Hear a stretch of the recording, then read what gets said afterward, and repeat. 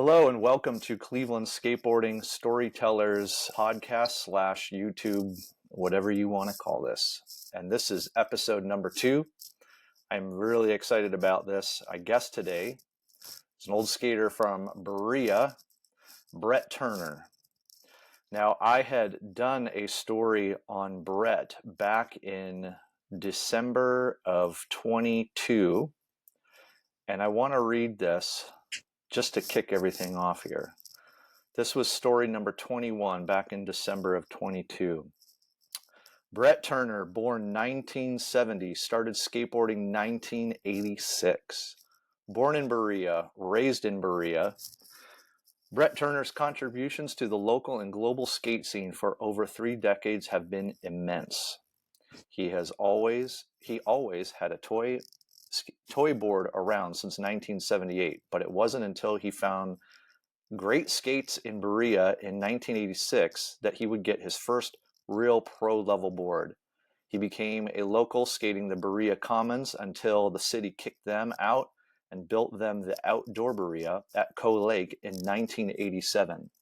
Him and his friends started adding curbs and other ramps to it.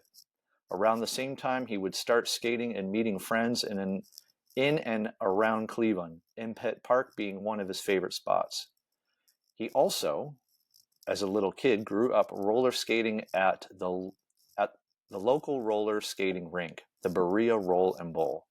In 1988, a new owner bought the Roll and Bowl and started hosting parties and having bands play. At around age 17, he approached the owner about the idea of building some skateboard ramps in the roller rink. The owner went along with the idea, and some Cleveland skateboarding history was born. Brett, along with friends Dave Berry and at Fast Action, which is Brian Jules of Westside Skates, got to work building the first ramps. So you all that used to skate there back then or saw pro demos there can give them a big thank you for that. The years went on and Brett kept charging. He went to college, then he started traveling the country, skating, meeting new friends, and eventually landing in Florida in 1997. He went on to building skate parks with RCMC, Grindline, Dreamland, and Team Pain. He has built public and private parks all around the continental USA, England, Belgium, and Hawaii. Features in parks that he created have even been on the cover of Thrasher magazine. Not too bad for an 80s skate rat from Berea. Now in his early 50s, Brett is still charging hard, skating and contributing anywhere he can. So many more stories to tell, so little space to type. We'll save the rest for the podcast. Here we are. Can you believe it? It's like almost 2 years later. Thank you so much for all of your contributions, Brett. You're the real deal. Dang, man. I was all full of the words, wasn't I? Well, thank you. So yeah, thanks for making the time for this, Brett. I really appreciate it. And I remember when we talked and way back then and did this, I remember just all these stories that you were telling me. And like I said in that Instagram post, I was like, man, we've got to do this again. Whenever I can get this podcast going, we've got to do this again because skaters in Cleveland need to hear these stories. So anyways, with that post, it just reminded me there is a lot to get into here that I think people are really going to be excited to hear. Before we move forward, Brett, how does your picture look on the screen right now? Do you look all right? Because you all of a sudden, once I hit record, you look a little grainy. But does it grainy look okay to me? But I look good to me. But you look grainy to me. But besides that, hello. Thank you for having me. Good. We're just going to charge it because I'm still learning all this technology. And every time I've done trial runs, it's like sometimes the video looks bad, but then when I download it, it looks good. So whatever. Most important here is that we get the stories out. So yeah, here we are. Brett Turner, Berea, Ohio. So thank you so much for doing this. So where are you at right now, Brett? I'm at my house in Jacksonville Beach, which is coastal Florida, northern Florida, 20 miles from Georgia, 20 miles from Jacksonville. So Jacksonville's actually inland 20 or maybe 25 miles, and I'm out here on the ocean on a little barrier island. In fact, the That's only awesome. barrier island on the eastern seaboard with no name. Wow. And you just told me that you are getting ready for, are you getting ready for a hurricane right now? Yeah, it's gloomy because the tendrils have already come all the way here. The storm is off of Yucatan, so it's 4,000 miles away, and I've got clouds in the last 2 hours. So tomorrow Oh will my be gosh. hectic. Probably, I don't know. It's going to pass to the west to have 50-mile-an-hour gusts, maybe 55. Oh, For us, it's a hurricane party. yeah. Yeah. I guess you're probably kind of used to this stuff, huh? Yes, sir. Yeah. All right, Brett. Well, take me all the way back here. Let me look at this Instagram post again. So you're born in 1970. So you are what? You're 54, I'll, 55? I'll be 54 in a couple weeks. Yeah, in October, Dang. I'm 54. Wow. All right. Old So timer. yeah, well, I'm not too far behind you, man. I know it. So you started skateboarding in 1986. Let's just start there. Take me back to Brett Turner, 1986. How did it all go down? It probably went back. I mean, it goes back to 78, but I would say the real story probably went back to 84. And there was a guy called Bronson Mucklow, who's just a local dude that lived in my neighborhood. And I had this other guy, Timmy Najakas. It was like a fiber flex, but it had grip tape, and it had flex, and that's what I'd ridden since I was a kid. And all the other kids in the neighborhood had, got into BMX, which I had as well, but got into and then, as it turns out, back out of. And had a fiber flex and was at the schoolyard where I went to grade school, St. Adelbert's Catholic school. And I'm like carving around because we started with bricks. So you just place the bricks, every 5 feet or whatever. And we had a little stopwatch in my buddy's driveway. This was in late 70s. And we'd time ourselves from start to finish. And then we'd shrink the bricks, instead of cones. We didn't have cones. And then we'd put them Yeah. 3 feet apart and we'd get them closer and closer and add. And then, whoever got the best time. But nobody cared about that board. And I was carving around my grade school parking lot, and Bronson Mucklow had this, I think it was like a Uncle Wiggly, it was like, it had that, 1-inch nose, but like 10 inches wide. And I was Yeah. just like, what's that? I probably had, I don't even know what it had on it. They were pretty wide, probably a gull wing or maybe an independent. And he was like, that's not how you skate. You have to do this. And he started tic-tacking around. I mean, to this day, I had it figured out. He didn't, for the record, Bronson, if you're listening. So tic-tacking's out, carving's in. And it just kind of went from there. So, yeah, I got a board from my local shop. It took, a couple of years of kind of borrowing and some little ramps over by Baldwin Wallace College. It's just like BMX buddies' houses that I knew about. We had made them for bikes. And then it was like, oh, we should probably go over there and try our skateboards on them. I'm sure they were falling apart. And you know how that plywood was, how many splinters we got. But that probably, was the start, I would say, for getting my first board. And then 86, then I got, the Vision Aggressor with the Indy 169s and the Powell Bones 3s. And I mean, I've been on board, radically so for nearly 40 years now. Yeah, yeah. So would you say 86? Like, so let me back it up. When I always ask people what year they started skating, kind of what I always have in my head is when it became, when you entered like the subculture, right? Immediately. Right. So do you think like the subculture of skateboarding and punk rock and all that, do you think that kind of came 86 or 84?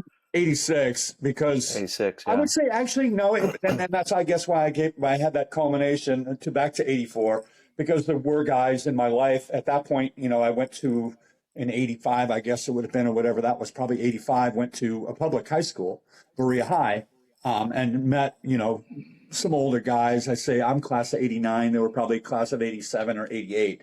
So Brian Walker and Paul Coster, I suppose, was among them, and these other guys, Woody Decker and the Edwards brothers. Brent would have been really young, but Bobby was also, ninth grade. And we kind of, I was like, wow, I'm in this. I came from a class of, 34 kids for 8 years in a Catholic school. And all of a sudden I'm in a public high school, with 400 kids. So, it was pretty easy for me to I hung out with everybody, the stoners, the jocks, and the punk rockers. And, the punks were probably involved in some of that, maybe art class or shop, or maybe even, drama or acting class, which I was interested in, frankly. And so, that all sort of happened at the same time. And these guys were like, yeah, you gotta get independent trucks. And I saved my money, and then I went in there with Brian Walker. And months prior had seen some real skateboarders. We can get back to that, but at the same skate shop. And I just, I had to have it. My dad, he would do whatever you want to do, but you go save your money. I worked at a little bakery. I think I made, I don't even know. It wasn't very much money. I think I made, $2 an hour or something. But I saved my money, through a period of a month or whatever. And then, in May of '86, and I got that board. And it wasn't like that same day I was with all those guys, like immediately at the Berea Commons or at the grocery store, over by Rainy Rigo, hitting the curves immediately. So it didn't take long. Like I already had that kind of established, but I wasn't in the gang because I didn't have a real deck. Right. So these guys that you all mentioned, these were all guys that were older than you, and they went to Berea High? Older and younger. So I kind of muddled that up a little bit. But I mean, to be more specific, I guess Woody and Bobby Edwards, Woody Decker, they were both my age, both probably born in 70. Bobby might have even been a little bit older, but, right around that same group. And then they had, younger brothers and older brothers. And then there were other kids, around my high school that were, because of BMXing, were already aware of, Schneider's bikes and stuff like that, that were already ahead of the curve and selling, real skateboards. So, I mean, I knew all these guys kind of like right away, if not even, before I started skateboarding. And it was like, it was immediate. It was like, oh, I'm one of the guys, which, I've always been like, I was really small as a kid. Now I'm considered fairly large. I'm a big guy, 6 foot and 200. But back then, I was a kid, and shy. And so it was, to me, it was amazing because nobody judged you for, how tall you were or what you looked like or how many pimples you had, or, what end of town in Berea, even a little suburb, there's prejudices that go beyond race and, into class and stuff. And so skateboarding immediately wiped all that out. And so within my immediate sphere of Berea, I guess it could have maybe almost stretched to like Middleburg Heights, which is, right there kind of, but I mean, not beyond that, 2 or 3 mile radius, I had a group. And so for me, that was rad because, you're just one of the guys, and it was like everybody got you and you got them. And there was so much to talk about. If you think about, the energy we had and the passion that we had for it, even, like immediately it was like, oh my God, what am I going to do today? And I couldn't stay in school. I mean, I couldn't do it. I couldn't, I didn't, I didn't get with a girl until I was probably 20 or 19, just because all I wanted to do was ride a skateboard, like 100%. So these other skaters that you linked up with in Berea, did they already have spots going? Was Coe Lake already going at this point? Like when you started this is well before that. Me and all my friends kind of made, Coe Lake Park come about because you'll have to, and we'll somehow we're going to figure out through this podcast, maybe on the next one or the next one, how we can attach little links. But I could send you a YouTube link, Shredders in Trouble. And if if you're out there listening and you want to type in Shredders in Trouble, it's a city council meeting with a bunch of guys lined up. And, there's Shane Brennan and Tim Avanek and Greg Avanek and Brandon Wagner and Brandon's mom.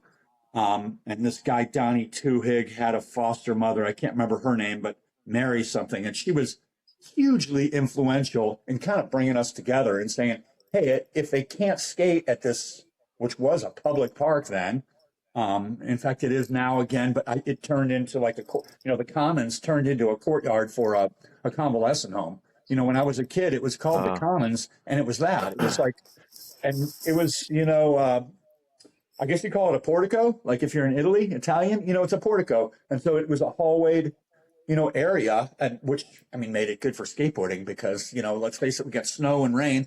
So we would ride under those porticos, and there was Barn Hills was an arcade, and it was a meeting place because you go to the arcade, bring your skateboard in or your bike, and then just walk out, skate down the portico, and there were wall rides and a ledge and, a loading dock and curbs and benches, like all right there. And the city, eventually started forcing us out. So, guess to answer your question, yeah, there was nothing around, but like for us, it was the Commons immediately. And then, other, for lack of anything other than an Italian word, more porticos. We would find those covered sidewalks that, just had a roof because it would snow. And we're just under that little, we would drag a curb or a ramp, or a kicker or just ourselves, and we would skate, in these miserable months of Cleveland, under those porticos. So that's, some of my earliest memories of skating, definitely the Berea Commons, just with my immediate circle of friends, which morphed quickly because a lot of people started going there. But, early on, that was it. It was just, me and I'd say about a dozen dudes. You know how that goes too. You have your niche and then it gets smaller and, have little cliques inside that. But, so I had 2 or 3 main guys I'd just call in the morning or, I don't even know how that worked back then. We didn't have cell phones, right? Like, hey, I'll see you tomorrow at, 3 o'clock after school. And that happened because we were men of our word. Right. Yeah. So that was early on. It was just, skating those little, covered areas. Didn't really have a good parking garage in Berea. I think I had memories of a little bit action, maybe like at the airport somehow, or, maybe another parking garage right in that immediate area, possibly the hospital or something right there on Bagley Road. But, for the most part, it was just like, the Commons and like those little covered areas and parking lots, when they were dry. Right. And then, so another big thing about Berea was Coe Lake. So for a lot of the younger listeners out there, I guess the park is called Coe Lake because there's a lake, Coe Lake, I assume, is there. As a Garfield kid, getting into skating in the late 80s, we had heard about it. We would drive out there, and back then there just wasn't really anything other than there was roll and bowl and street skating, really. So we would drive all the way out from Garfield Heights to hit Coe Lake. So that, for a lot of the younger listeners, they might not be aware of it, but it was a big deal. And really all it was some curbs, and it was like a pretty steep kind of concrete transition pyramid there. There wasn't much, but in the late 80s it was everything and all we had. So Sure. give me some backstory on the development of Coe Lake, which by the way, we called that the outdoor Berea. So when you ever hear people say, "Oh, the outdoor Berea," we're referring to Coe Lake. We just called it outdoor Berea also. As a Berean, okay. We just go to like the outdoor. The outdoor. Okay, yeah.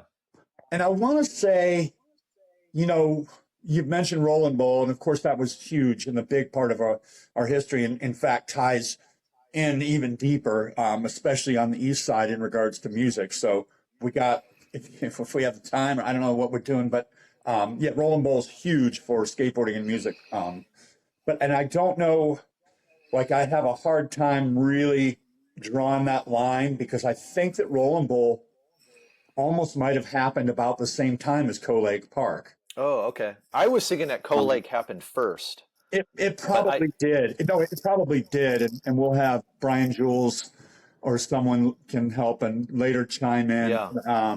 Do we have comments on here? We're not live. So, basically the commons became, no longer skatable. You would get, I mean, they would literally like put you in handcuffs, like 15-year-old or 17-year-old kid, like handcuff. I'm like, I Yeah. was skateboarding, and of course there was those stickers, not, it's not a crime. Now I'm like, keep it a crime, keep it in the backyard. Um, but we were basically just complaining constantly. And if you go back to that video, or somehow we can, link that in, when you set this up, all, and done with it, we could put that link. Shredder's in Trouble on YouTube.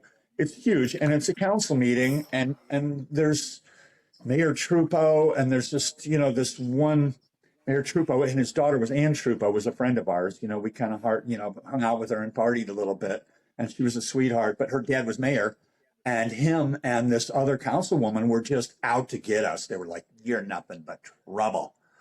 We're like, "No, no, no. We're just like literally just like riding our skateboards."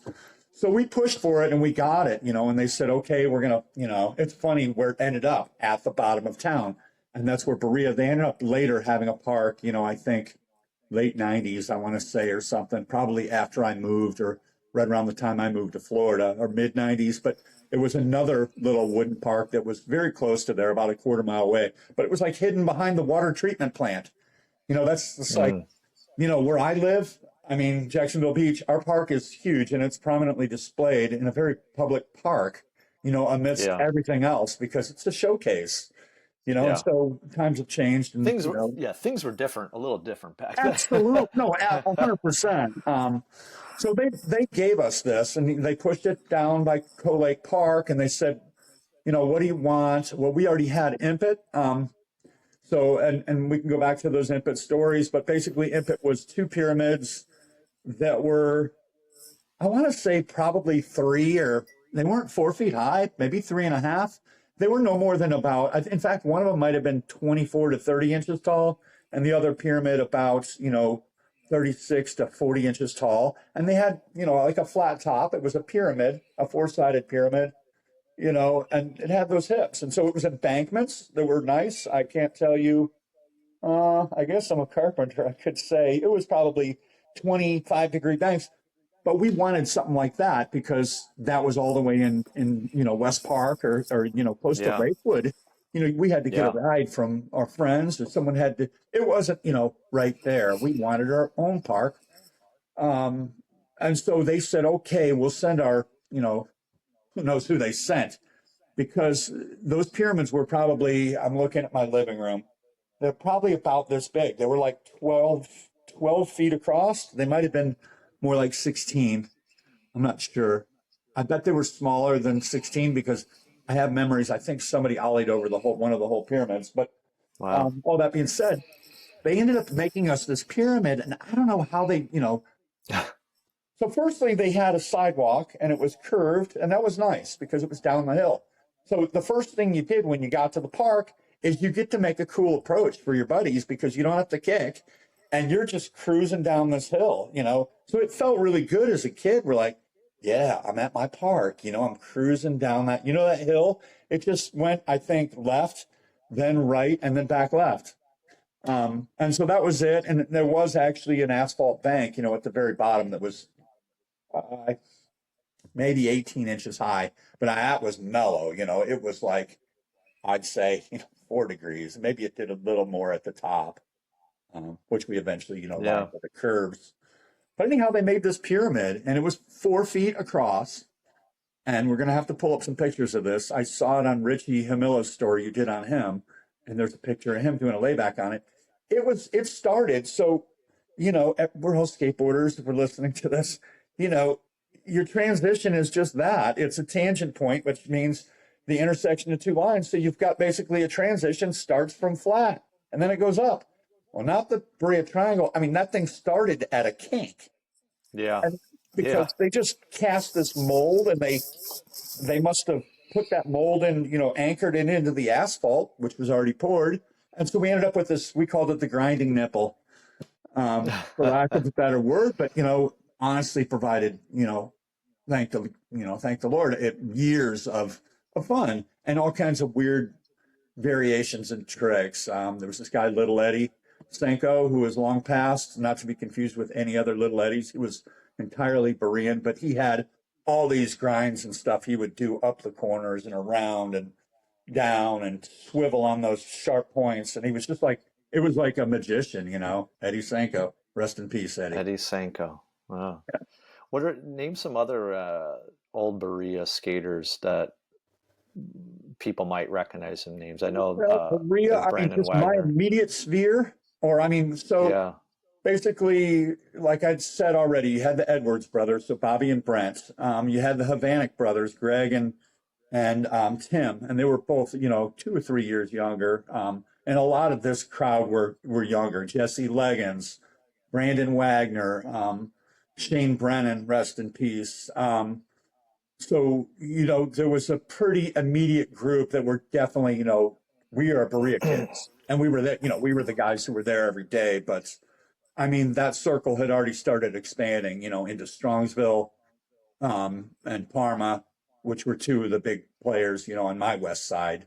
I mean, and obviously, you Yeah. know, North Olmsted, you know, and with that came a lot of guys, you know, Gabby Castellana and Jim Hess and Bob Spihar and I mean, so many guys, Tom Gray and just Paytot, which, you know, and then all the Bay Village guys. So there's a whole generation of guys, my generation of guys that weren't like, we were kind of just roots, you know, and not like at this other level. As it turns out, you know, there were guys in those suburbs and in the city, and particularly some of the West Side suburbs that were really good. And we're like, who are these guys, you know?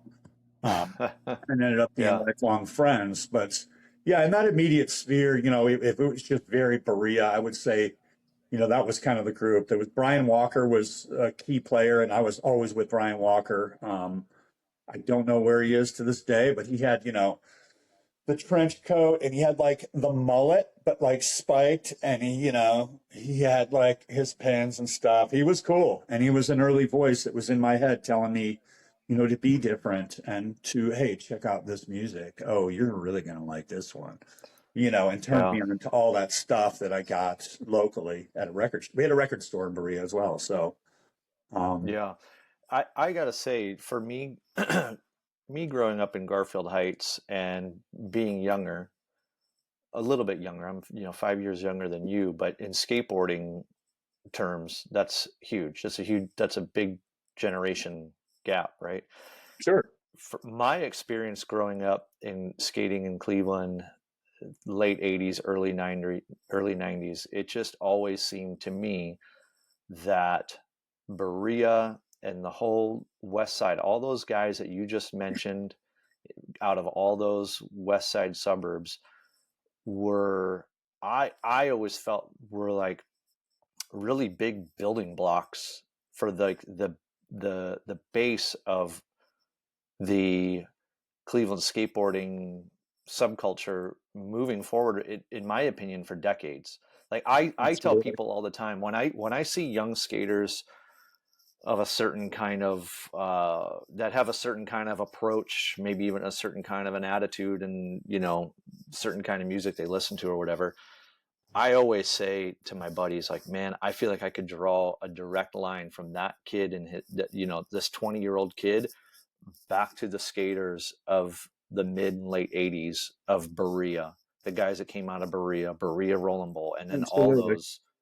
Yeah, I mean, and I know a lot of young kids they don't know that, like they don't know those names or whatever, but there's a certain attitude that the skaters of the west side of your era, your age, there's a certain vibe that you guys, in my opinion, created.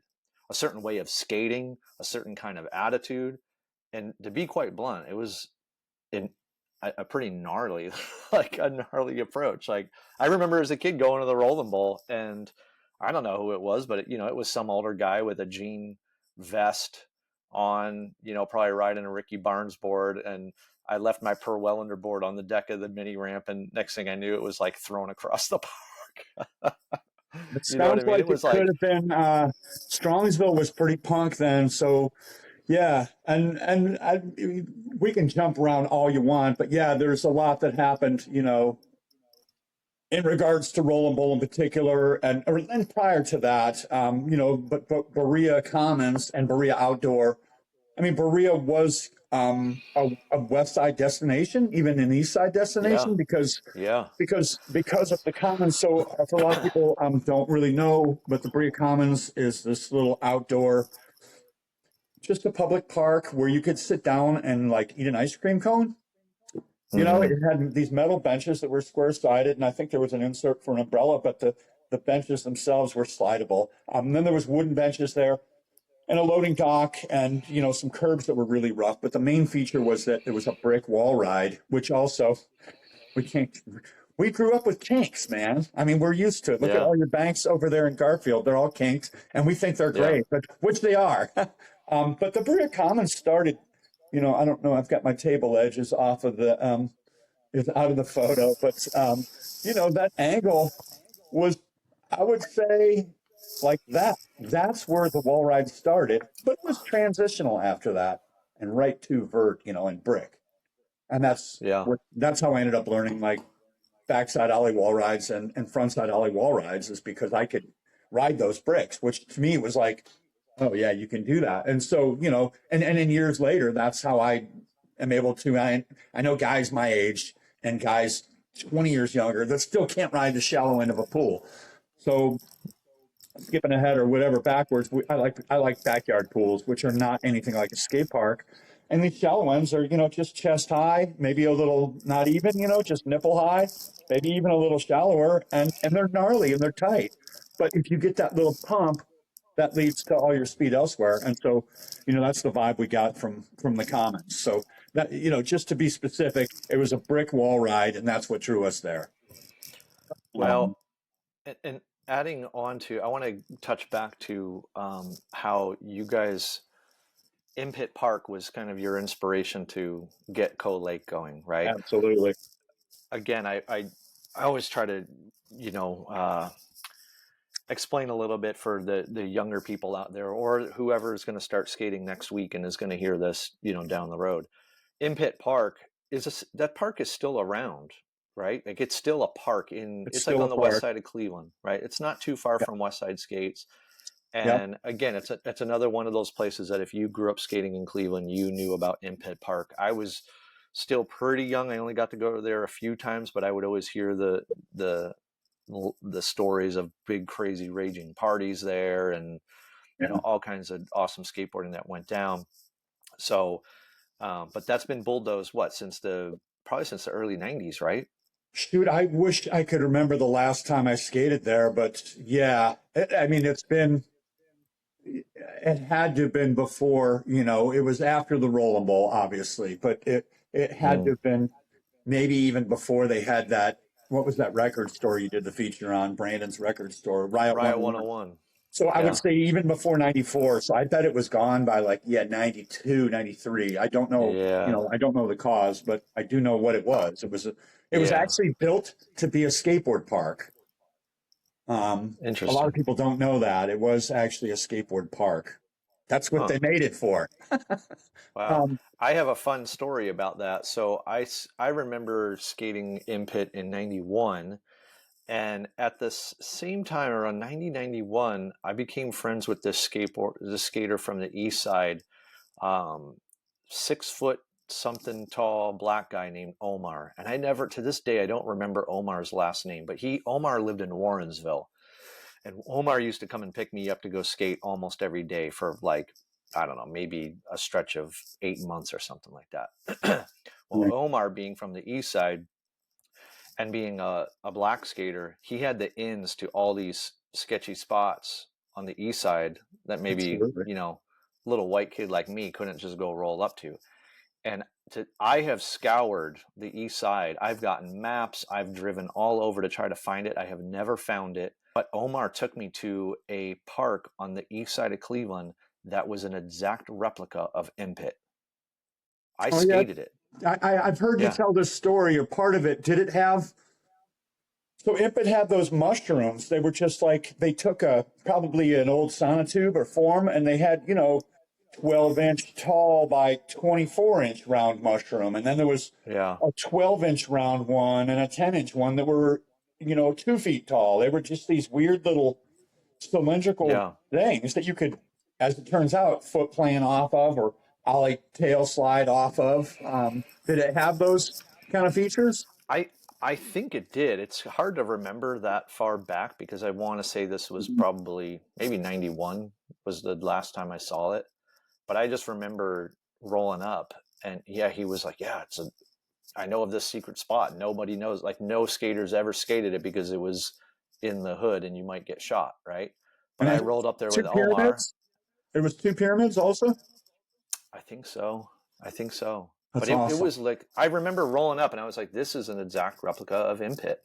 And it was on the east side. And we had one good session there. And then I never went back. And then it was probably not long after that, Omar disappeared off the face of earth. And I've never seen or heard from him again. But again, it did exist. I was there. I skated it. I wish other people had seen it, but yeah, I don't know. I've scoured the whole east side of Cleveland. I've never been able to find it. I've gone So to every park and on the playground. west side, there's 3 of them that I know of. I didn't know if you ever knew about or went to PR. You No. had to have gone to PR. Oh yeah, yeah. PR. I've been to PR. So And PR was Jim better, Hill. but slightly smaller. Um, Yeah. but it was smooth because Impet, had a crack, and we were always filling that. I don't know, Tom Biercheck had some. I don't know what he put in there, but we tried different things, and I mean, this is back when we were kids, so I don't know what we were putting in there, but we had something. I don't know if it was concrete, maybe some epoxy or something, but the gap, would get bigger in the winter. In fact, it probably changed. Um, but PR had none of that. It was just absolutely smooth. And I saw, Rich Amilla and I want to say Jim Hess ollie the entire thing. So there was PR, Wow. which is like, we called it PR just because it was kind of a punk rock or a Puerto Rican neighborhood. It was actually a Puerto Rican neighborhood. Yeah. And it was pretty rough. So you heard all these stories about getting beat up or being threatened, like your spot on the east side, and you had to go down there kind of prepared. And I mean, how are you prepared as a 20-year-old pimpled up kid? You're not, you get Yeah. a skateboard, you Yeah. could swing, but I mean, you're talking about guns, what do they say? Knife to a gunfight. But anyhow, we Yeah. managed to get a lot of sessions in there. And then there's actually another one not far from Impet. So Impet's at Warren and 150th. And I want to say out to like 160th, very close to I-90, which was just back from where Impet was. There's another one. And years later, it got like artificial turf around it and up it, Uh, and stuff that kind of rendered it, useless. But it had a feature on it that was like a metal, this dangerous, like arching jungle gym. I guess you were supposed to climb up that if you were a little kid. I mean, who invented this old stuff was amazing. I have no idea. But we did find yeah. out that Impet and PR and that other one, we never had a name for it, or maybe we did, but I can't remember. They were all made to be skateboard parks in literally like the 70s. That was their idea of a Wow. skateboard park. Well, you had, in these videos you would see come out in California, Paul Revere and stuff like that in California. So they were like, yeah, just make an embankment. They just want a little embankment. So in my opinion, they did a good job. And we found it. Yeah. We're like, look at this stuff. It looks like it was made to skateboard. It was. Wow. So that's really interesting because since I've been doing Cleveland skateboarding, the Instagram, I've been trying to see how far back in time I can track skateboarding as as a subculture as we know it in Cleveland, right? And not just like kids that rode around on skateboards through the 60s or the 70s, but it really becoming a subculture. So I know you had put me in touch with a guy named Garth, which I want to have on this show because I ended up talking to Garth for like 3 hours and it was insane the stories I heard because he predates a lot of people that we're talking about right now. Yeah, he Um, was ahead of all them. Him and Jeff Stroop, I would say, those guys were ahead of Richie and Lurch and Tom and all those other guys. I mean, that was who they looked up to. yeah. So if they were building these parks in the 70s, like you're saying, then there had, I mean, do you think there was a strong subculture going on that was supporting that, or do you I think it was highly just doubt kind of it. going off like the hula hoop? So the city was just like, oh, cool, kids are into the Yeah, hula hoop right now. We're just going to do this. yeah, that's exactly my opinion. That those things. So there's a couple different ways to look at this. The legislation, and we were told this. This is word of mouth. I found out later about Pollack Park in Lorraine, about the legislation there, or the whatever it took, the groundwork to get a skateboard park built. I was talking about Pollack Park, which is Lorraine. It was a concrete half pipe. I think it's still there. Yeah, But it is back in still the there. 70s, there was a huge Kids push. these days call that Slayer. They call it Slayer these days. Someone probably spray painted Slayer really big. Probably, yeah. So, it's possible that that money was there allocated in the 70s for Impit, and that it didn't come about until 82 or 84 when Yeah, skateboarding was already on a decline. Because right. skateboarding, it did a 10-year phase. So you were like 66 or 67, 77, 87. I mean, it's done that through the years. And so it's possible. And in my opinion, no, there would have been nobody there other than kids that knew about it. I doubt there was like a newspaper or a news feature like, we've got a new skateboard park in town. Nah, they were Yeah, forced. Someone was probably forced, or some legislation made it in saying, we've got to provide for the community. And this is what the community is saying. They want skateboarding. Well, nobody in 1982 probably wanted skateboarding, not in any large voice. We know that was probably a really cool era to have been doing it. I wasn't doing it. I was doing it, but not in any kind of, I wasn't aware yeah, of, like you talk about, the subculture. So in my opinion, I think Impit and maybe that one on the east side and the other two on the west side there, they were just embankments that they built because, they said, someone said there's a need for this. And before it became uncool, because by the time the late 80s came around, you're an outlaw. yeah, yeah, No skateboarding. Skateboarding is a crime. yeah, yeah, for sure. Well, let's bring it up to another huge part of Cleveland skateboarding history that you have a major hand in, which is Berea Roll and Bowl. Yeah.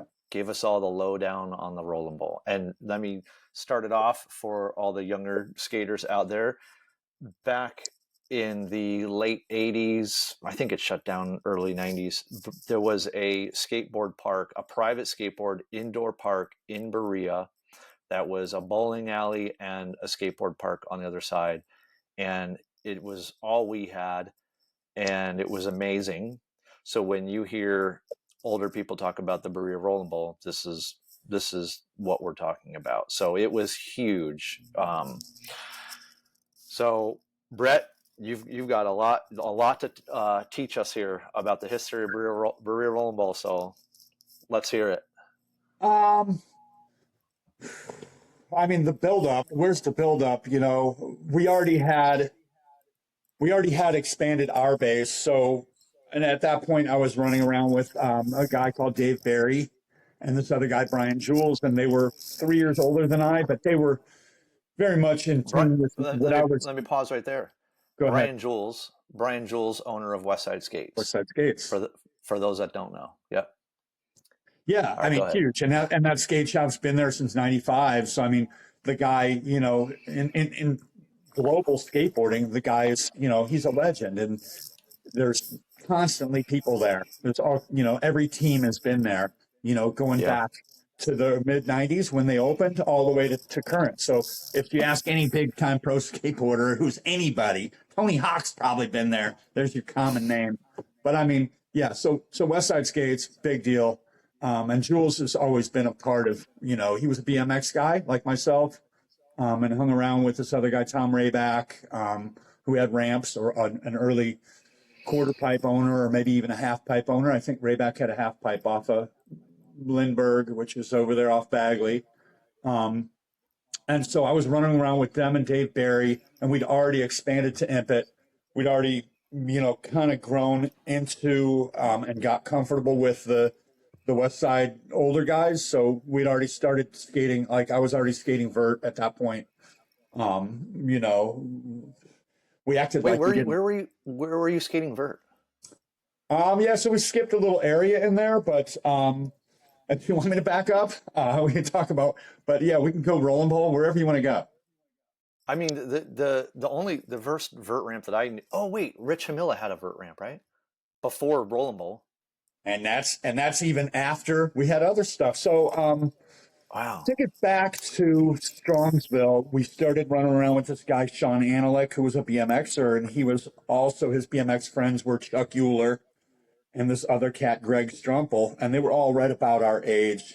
Chuck might have been a year younger, and Shawnee a year older, and Greg probably my age. But Sean built a ramp, and it was 8 feet high, I think. So it probably just had 8 foot, trannies. But those guys were coming out a bunch. We started seeing like the older guys, and we started going to this ramp, which is at Bennett's Corners. For you geography geeks, Bennett's Corners. It's a 5-point intersection, south end of Strongsville, north end of Brunswick, kind of tied in North Royalton, even right in that little triangle. And so his mom, he had, I don't know, it was pretty big, like about an acre. And then she said, "Oh, put the ramp back there." So he built the ramp, and we were going there. And the older guys were there, and we were like, at that point, when I was running around with this guy, Denny Fenbers, who's a huge part of my life skateboarding and goes back to this early stuff, is a Strongsville guy. Met up with him early because of the Berea Commons. And so Denny and I were loading in his little car, and we were just going to go back to Berea, which is not far from where this is. This is at the south end of town. Berea was closer towards town, but, not downtown. And Jim Kavalek Lurch was there leaving. He's like, "Yeah, we're all just going to Impit, man." And I thought he was talking another language because he was like, "Yeah, man, he kind of talk like that." Like out of the side of his mouth. I'm like, this guy's a legend. So if those of you who don't know, it's Jim's tall. He's 6'7". They call him Lurch. But he said, "We're going to Impit." I'm like, what does that mean, Impit? Oh, man, it's just this cool place to skate. You guys can follow me if you want. That's fine. And we were like, "Well, how far is it?" He's like, "It's over by West Park, where you guys were like Berea kids." He's like, "Yeah, your car's fine. Just follow me." So we did. And that's how we, and lifelong friends were made that day through that connection. And so there Wow. was Johnny's ramp right away. And then immediately to Richie's ramp, and that was another level. So Shawnee's ramp was 8 with no vert, and Richie's was real. It was 9-foot radius with 1.5 foot of vert. That sounds right. So 10.5. And that wasn't very wide. I mean, it was 16. It might have been 20. Richie's going to yell at me because I can't remember how wide it was. But, so there Right was in between two garages. absolutely. And this is Yeah. right down in Cleveland. This isn't in the suburbs like Berea, where we had a nice backyard, or Shawnee's down at Bennett's Corners, who had an acre backyard. This is inner city, but it was the real deal, and it was hardcore. And Yeah. and those guys were already, gassing, I would say 5-foot airs, Wow.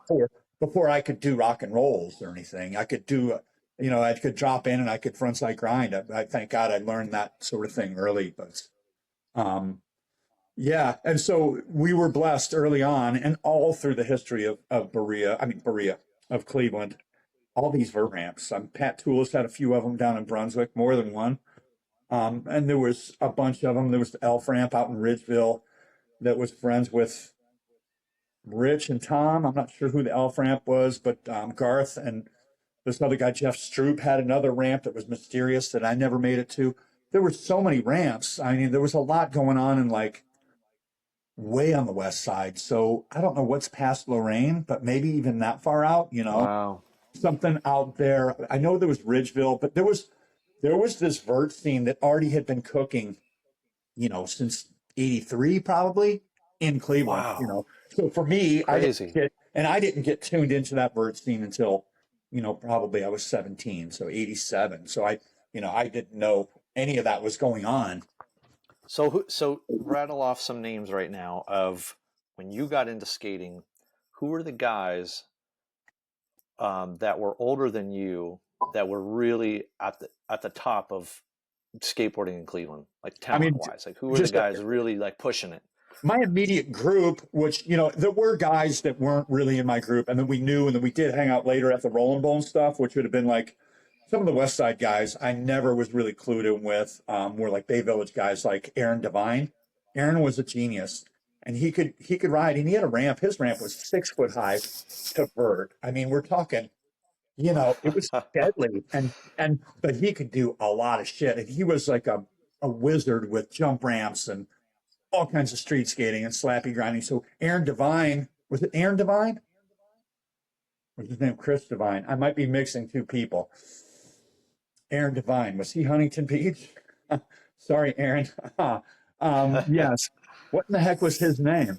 Maybe it was Chris Devine. Anyhow, there was a guy on the West Side, particularly Bay Village. So there was a few of those guys. And then the guys that I ended up falling in with, you know, would have been, you know, Tom Biercheck, Jim Kavalak, Rich Hamilla, Glenn Piccolo, who at that point, Glenn was more of a BMXer too, and in with that Strongsville BMX group. But, you know, they quickly, you know, got on skateboards and were really, really, really good at it. Shawnee could, you know, within a year or two of skating, he was already doing rock slides on vert and stuff. I'm like, you're a BMXer, dude. What are you doing? So definitely, you know, those guys, Tony Castellana, who we called Gabby, and Jim Hess were also North Olmsted. Dan Knight, huge influence and great friend of ours through all those years. Dan Knight, one of my best friends, Bob Spihar, who was, I guess, Fairview Park, which would have been Rocky River. And he had a whole group of probably stoners, you know, that hung out down in the metro parks. What were they doing down there? You know, that he'd known since the early 80s and that they were already skateboarding. So some of those names aren't even or weren't even on my scope even back then. But yes, I'm trying to think of who else was out there at that point. It was huge North Olmsted and huge Strongsville contingency. Bay Village was big. And then from the west side, from the east side, I don't know why, but a lot of those guys weren't really into vert. So the east side guys we hung out with were like, they were called Team Crack, which is funny, but that they had a band called Outface. And so Outface was Charlie Garriga, who's now the guitarist with Civ, you know, Anthony Civinelli, which is Gorilla Biscuits. So Charlie and Mark Konopka. Mark was the drummer, and Charlie and Mark were geniuses on a skateboard. Charlie could do a kickflip to Ollie Wallride, which I still haven't seen, you know, maybe a half a dozen people do. So he was ahead of his time. And Mark could do all kinds of curb tricks and just a good downhiller, which was random. But some of those guys are really ballsy. And besides him, there was, you know, the singer of that band was this guy, Derek, who's actually now the singer of Sepultura. He took over for Max 20 years ago. This guy, Derek, why is his last name escaping me at the moment? But he was really good. And he was also Team Crack. That was they just made that name. They were actually mostly straight edge, you know, but they just did that. It's like crack was like a prevalent drug in the 80s, you know? So that was their way of being funny. And I mean, it was funny because they were straight edge, you know, and we were a little bit more partying on the west side, but those a little bit, Brett, a little bit.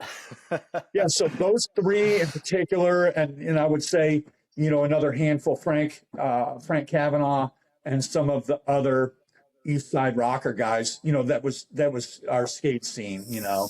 And so when Roll and Bowl, and so that kind of segues good. Can we go with the Roll and Bowl here? Let's hear it. So yeah, we started doing that. Basically, Dave and Brian and I were back there at a party, and our buddies, this guy Dean Clark, he's a legend. His son is a ripping skateboarder, Corey Rulong. And so Corey is, I don't know what his Instagram handle is. It's UG or something. Corey's had a storied past and had everybody who went to Paul Schlachter's bar over there. Now that's Class. Everybody down there knows Corey. He's a troublemaker. Corey's doing good. Love you, Corey. But his dad, you know, was having this party, and it was like a keg party.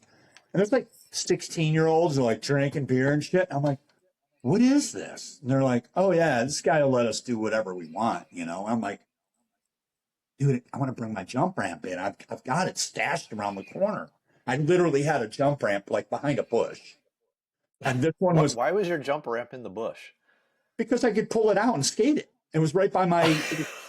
So you got to realize the Roll and Bowl is directly behind.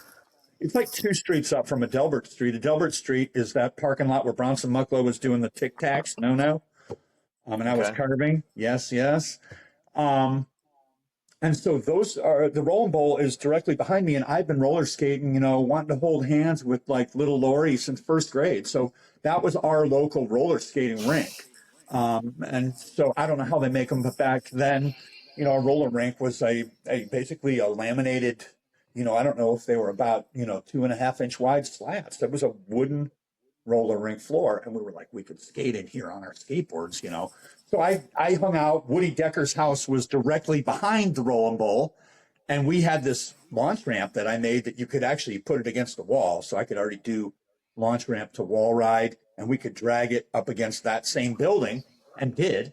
And then and I'm like, dude, I gotta ramp. The guy's like, oh, fuck, bring it in. Go ahead, kiddo. So we brought the ramp in, and he let us have fun. That was really neat. And I'm just like, man, I think a week went by and there was another party, and he was like, oh, damn skateboarders, His name was Alex. The guy was a trip. I'm like, Alex, what do you think? We just, we could just put a ramp in here that we could skate, He's like, you can do whatever you want. Get the whole place to yourself, kid. And so we did. I've never had sticky fingers and never run around with thieves, but me and my friends went to a suburb we'll leave unnamed that actually housed an epic legendary skateboard spot that we're going to leave unnamed. But we liberated a lot of plywood and a lot of 2x4s with a bunch of people that we will leave unnamed. But I'll admit to it, I was there. And we got, that's how we got most of the timber, and we started building it. It was, Jules would have been the brainchild. It was framed up off the floor, so it did have a flat bottom. I guess 2x4 framing, just regular ramp height. Yeah. But I guess it was head high. So it would have been like a 6.5-foot tranny, maybe a 7-foot transition at the most, but I think it was probably 6.5. Jules would tell us better, but it was pretty steep, and so we put that ramp in immediately. And it was just for me and my friends, and then we put another layer on. All of a sudden there was masonite, and he said, I could probably charge your buddies. We're like, we know a lot of people that would pay you $5. They'd pay me $5. Oh yeah, they'd pay you $5 if you let them come in here because it's wintertime. This is where we started the story, skating in porticos. Now we've got an indoor spot. Every kind of oh my gosh, northern, kid's dream was to be indoors. It's winter. Anybody in Chicago or Detroit or Erie, they know our pain. In Minneapolis and Milwaukee, it's like, oh my God, it's cold. I want heat so I can skate and dry. And so it grew from there. And pretty quickly we started dragging in our buddies from the east side that were, close friends of ours that we had, at this point, we'd already been to. I brought these out just because I was looking for my podcast stuff. We'd already been to Garfield Heights and won multiple trophies. Dude, I think I was there, but I wasn't skating yet. Was that 1987? I'm going to have to read here. Ohio Championships, September 12th, 87, 16 and over expert, 3rd place, the bike shop, Garfield Heights. And that one's got a skateboard. Oh my gosh, Brett. Yeah, I'm a chronic 3rd placer, no firsts here. Wow. And this other one says all the same engraving, but this is September 12th. The other one is August 22nd. So that's a good little insight into, all these, the East Side guys were definitely there. And so that's an 87. Wow. I said I started in May of 86. So less than a year and a half later, I already had advanced to a pretty good level where I was competitive and I was friends with guys that were, on extremely competitive levels. So Charlie and Mark started coming there and with that, there was just more ramps, and then it was the 4-footer, and then it was this, you know, So another was the like, first ramp that you built there, was it like the 6 foot with parking blocks on top? Was it that ramp? yeah, yeah. We had the launch ramp was the first thing in there, and then a curb or Okay. two. Yeah. And there very well may have been. So there was a rock and roll stage, and all this came later. But there was a stage, and Mm-hmm. to the left of it there was a very tight wall ride. Yeah, That may I have, remember it. yeah, I loved. That was my main thing. I could go. I Yeah. mean, I could almost hit my back inside those rafters. I remember just Yeah. loving that screeching on those bricks, which were pretty gnarly. And I don't know how we overcame that masonite, but there must have been a bump. But Yeah. yeah, so the 6-foot ramp definitely, as far as like the large structures, that came first. Yeah. And from there, I want to say we ended up getting somehow Mean Steve was back there. I want to say Mean Steve was like one of the main guys who I think would be Integrity. He hung out with this other East Side guy who's called Chubby Fresh. Yes. And those guys Of were hugely, real tight with Outface. And so Charlie and Mark would have been there skating with us, but ultimately I think like Mean Steve, like approached somebody and said, "Hey, you've got enough room in here, and with your little skateboarding culture you got going, we've got enough of a base. We could make this a rock venue." And Alex, the owner, who's I don't know how old he would have been then, he was probably mid-50s, he was immediately on board. He said, "I'll build a stage." And he had the foulest mouth. He said that with as many expletives as possible.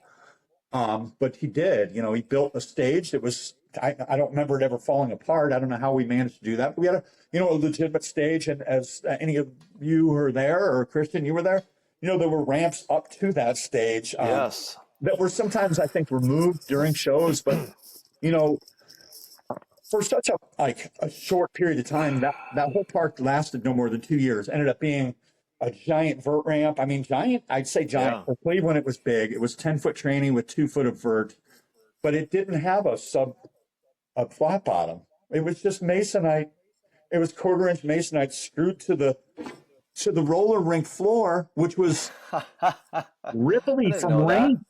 So Wow. parts of it, the ceiling would dribble, and that parts of the floor were buckled. We didn't Yeah, do I anything remember the about buckled that. floor. We just took the masonite, and screwed it to the floor. So, Wow. so for the short Wow. period of time that the Roll and Bowl was around, a lot happened, and a lot of A lot. a lot of shows happened. So, I mean, Yeah. and obviously a bunch of the East Side bands, but then I do remember in particular we had I would say Slapshot from Boston, and Wow, really? this bleeds into a lot of the East Side guys being more hardcore, and they were definitely like straight edge, and which Yeah. didn't bother us at all because they were just they could book the show. So Chain of Strength, which was also a straight edge band, they were out of I think Santa Cruz or Northern California. Chain of Strength played. We had. I mean, I call me crazy, but I'm fairly certain we had Gorilla Biscuits, which would have been Anthony Oh my Civinelli gosh. and his whole group. We did have, I think there was a few others that were really big, and everybody, remind me later, or you please, Christian, remind me later what shows I left out. But it was a big part of our, Well, our I'd love to tell my couple little stories I have. When you were talking about the ramps up to the yeah. stage that may have been removable, I remember being 13, 14 years old, and I specifically remember I was doing like 360 pop shove it tail grab, I don't know, something. And I All right. never forget coming down. It was one of the little transition ramps going up to the stage. I fell, I slid down it on my back, and all of a sudden something hit me in the head. It was the coping. The coping wasn't screwed in. The coping fully rolled Fell out off. and rolled down the ramp into my head. Another story. Speaking of, Weren't you like 14 then? yeah, I was like 14 years old probably. God, Yeah, we could have been yeah, sued, right? yeah. And then, speaking of shows, one of the best skate days of my life I still have the flyer in one of my bins in the basement. It was June 3rd, 1989, and it was 14 bands played at the Berea Roll and Bowl. They played on the stage, and Wow. I think my parents dropped me off there when I was a kid. I remember this was my brother's birthday, and I was adamant that I didn't want to hang around for my brother's birthday. I wanted to go to the Roll and Bowl and skate while punk rock music was being played live. And I skated that little 4-foot half pipe all day long by myself. And I remember Die Hard, Hyper as Hell, Oh yeah. Civil Disobedience, I think False Hope, Sockeye. There were So so many that you just played. named a bunch of Cleveland bands. Other than I think you said Die Hard. Die Hard wasn't Cleveland, were they? Yeah, well, I think Chubby Fresh was in Die Hard. Okay, that was Chubby Fresh's band. There you go. Yeah, You, yeah, you yeah. know better than I. So yeah, you Yeah. just rattled off a bunch of things that I would love to have talked about, particularly like False Hope and Hyper as Hell. I mean, Yeah. that's huge for me as a kid. You know, nothing was cooler than some of that stuff. Yeah, so that day skating, man, they played. I remember the bands went on in early afternoon and it went on through the night, and I was there all day long just skating and watching bands play. It was magic to me, when I was 14 years old. That's awesome. And they had Yeah. vending machines in there, or a Yeah. snack bar. I think in fact the bowling alley in the front had vending, so your parents could drop you off. I mean, they had video games and pool tables and stuff. So it was like, I Yeah. mean, this is the kind of place where you could like go in the back in the shadows and make out with a girl. Like it was like a kid's dream, It was like the mall, but way better. Yeah. The Oh, it mall was that's such a private. great place. Yeah, It's so absolutely. weird that you're putting it in perspective now of how, it was only around for a couple years, but It for was me very getting short. into skating and learning about it and then going, to me it seemed like it was around for my whole childhood or something, but it No, wasn't, it was you not. know? It was maybe, I would say 2 years. It was really, really short lived. And then Um, demos came. I still have a flyer for when real skateboards started. When they just started, Real came through and did a demo. It was like Tommy Guerrero and I can't remember who else. Tommy Guerrero, Jim Thiebaud, I have no and memory of that whatsoever. someone else.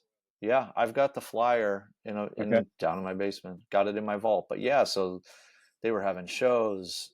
Uh, pros were coming through. Yeah, it was a pretty magical place. My biggest memory of a demo would have been, and I don't know if it would have been Shut NYC, but it would have been Sean Sheffy. I was just like, oh my Oh, God, Sean Sheffy's here. So, once you had anything out of New York, it was just like, I still haven't spent enough time in that city. I'm 53, almost 54 years old, and I would love to be down in the city, sitting in a skate shop somewhere, kind of doing what we're doing right now and just talking about New York skateboarding because, that's huge. And you just talk about Brooklyn Banks and some of that stuff. But yeah. um, Sean Sheffy, that's the only, and I don't know what would that have been? Shut, I guess, in Either '89 was Shut there? or that could have been Life when Life Sure. skateboard started, because I feel like I remember there. I feel like there's footage of Roll Bowl possibly in the H Street Hocus Pocus video. Maybe he was starting to get hooked up with H Street and came through with the H Street guys, because Life was an offshoot of H Street. Yeah, So H Street wouldn't have been around yet. There's no way well, because that didn't. Oh, I guess it could have happened in '89. no, H Street started in like 87. Oh, Their really? their first video came out in 1988. Wow. I have it in my mind as '89, '90-ish. Yeah. And But then Life, I tied H Street in with. Go ahead. I think Life started in like 89 or 90. What was that? Was Chris Miller's or something? No, Life was an offshoot of H Street. So that was Sean Sheffy, Brennan Schaffel. Wow. I'm drawing a blank on everybody. But it was kind of like a sister company to H Street. Fascinating. Yeah, Yeah. I've never been And I'm almost that positive. feed in. I'm Go ahead. almost positive those guys came through to the Rolling Bowl back at that period. Yeah, that's the big demo I remember. And I couldn't have told you who was there. I just remember being like, damn, Sean Sheffy knows how to ollie. I mean, that's what he was doing, was ollieing. He ollied Yeah. I don't even know. We set something up, and it was like literally like a picnic table or something. It was like makeshift. I'm like, how do you ollie that high? You know, Yeah. just because I was an ollie kid, and that was my thing. You know, Yeah. And to tack on a Cleveland name to Berea Roll and Bowl, my association with Roll and Bowl was always, and he was from a young age, he was always one of my favorites. I didn't know who he was at the time. I later became friends with him in the mid 90s, which was Brandon Wagner. I remember absolutely. going to Roll and Bowl in 88, 89, and I remember seeing this guy that skated like nobody else I'd ever seen live before Green skate. helmet with that going sticker on it. Oh man, he had such a look to him, you know, and the way he skated. I remember him going up and doing wall rides and just being so blown away as a little kid. And I didn't know who he was, and then it wasn't until a good 94, 95 I became friends with him and learned that was Brennan Sure. Wagner.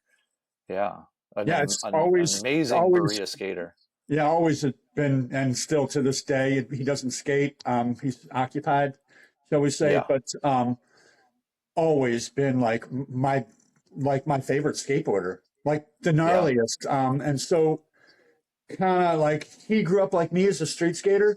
I used to mess with him even back then. Like we just knew that like if you were pushing Mongo, I could care less which way you push your skateboard. But we used to yeah, hassle him and be like, "Oh, he's Mongo, huh?" We actually called it shit-footed, you know. yeah, yeah, And I think I heard Bam Margera or one of the Philly guys call it piss pedaling, which I think is the oh, funniest word. Um, but I do it switch. I'm a switch Mongo when I'm going backwards, don't I? I can't push switch.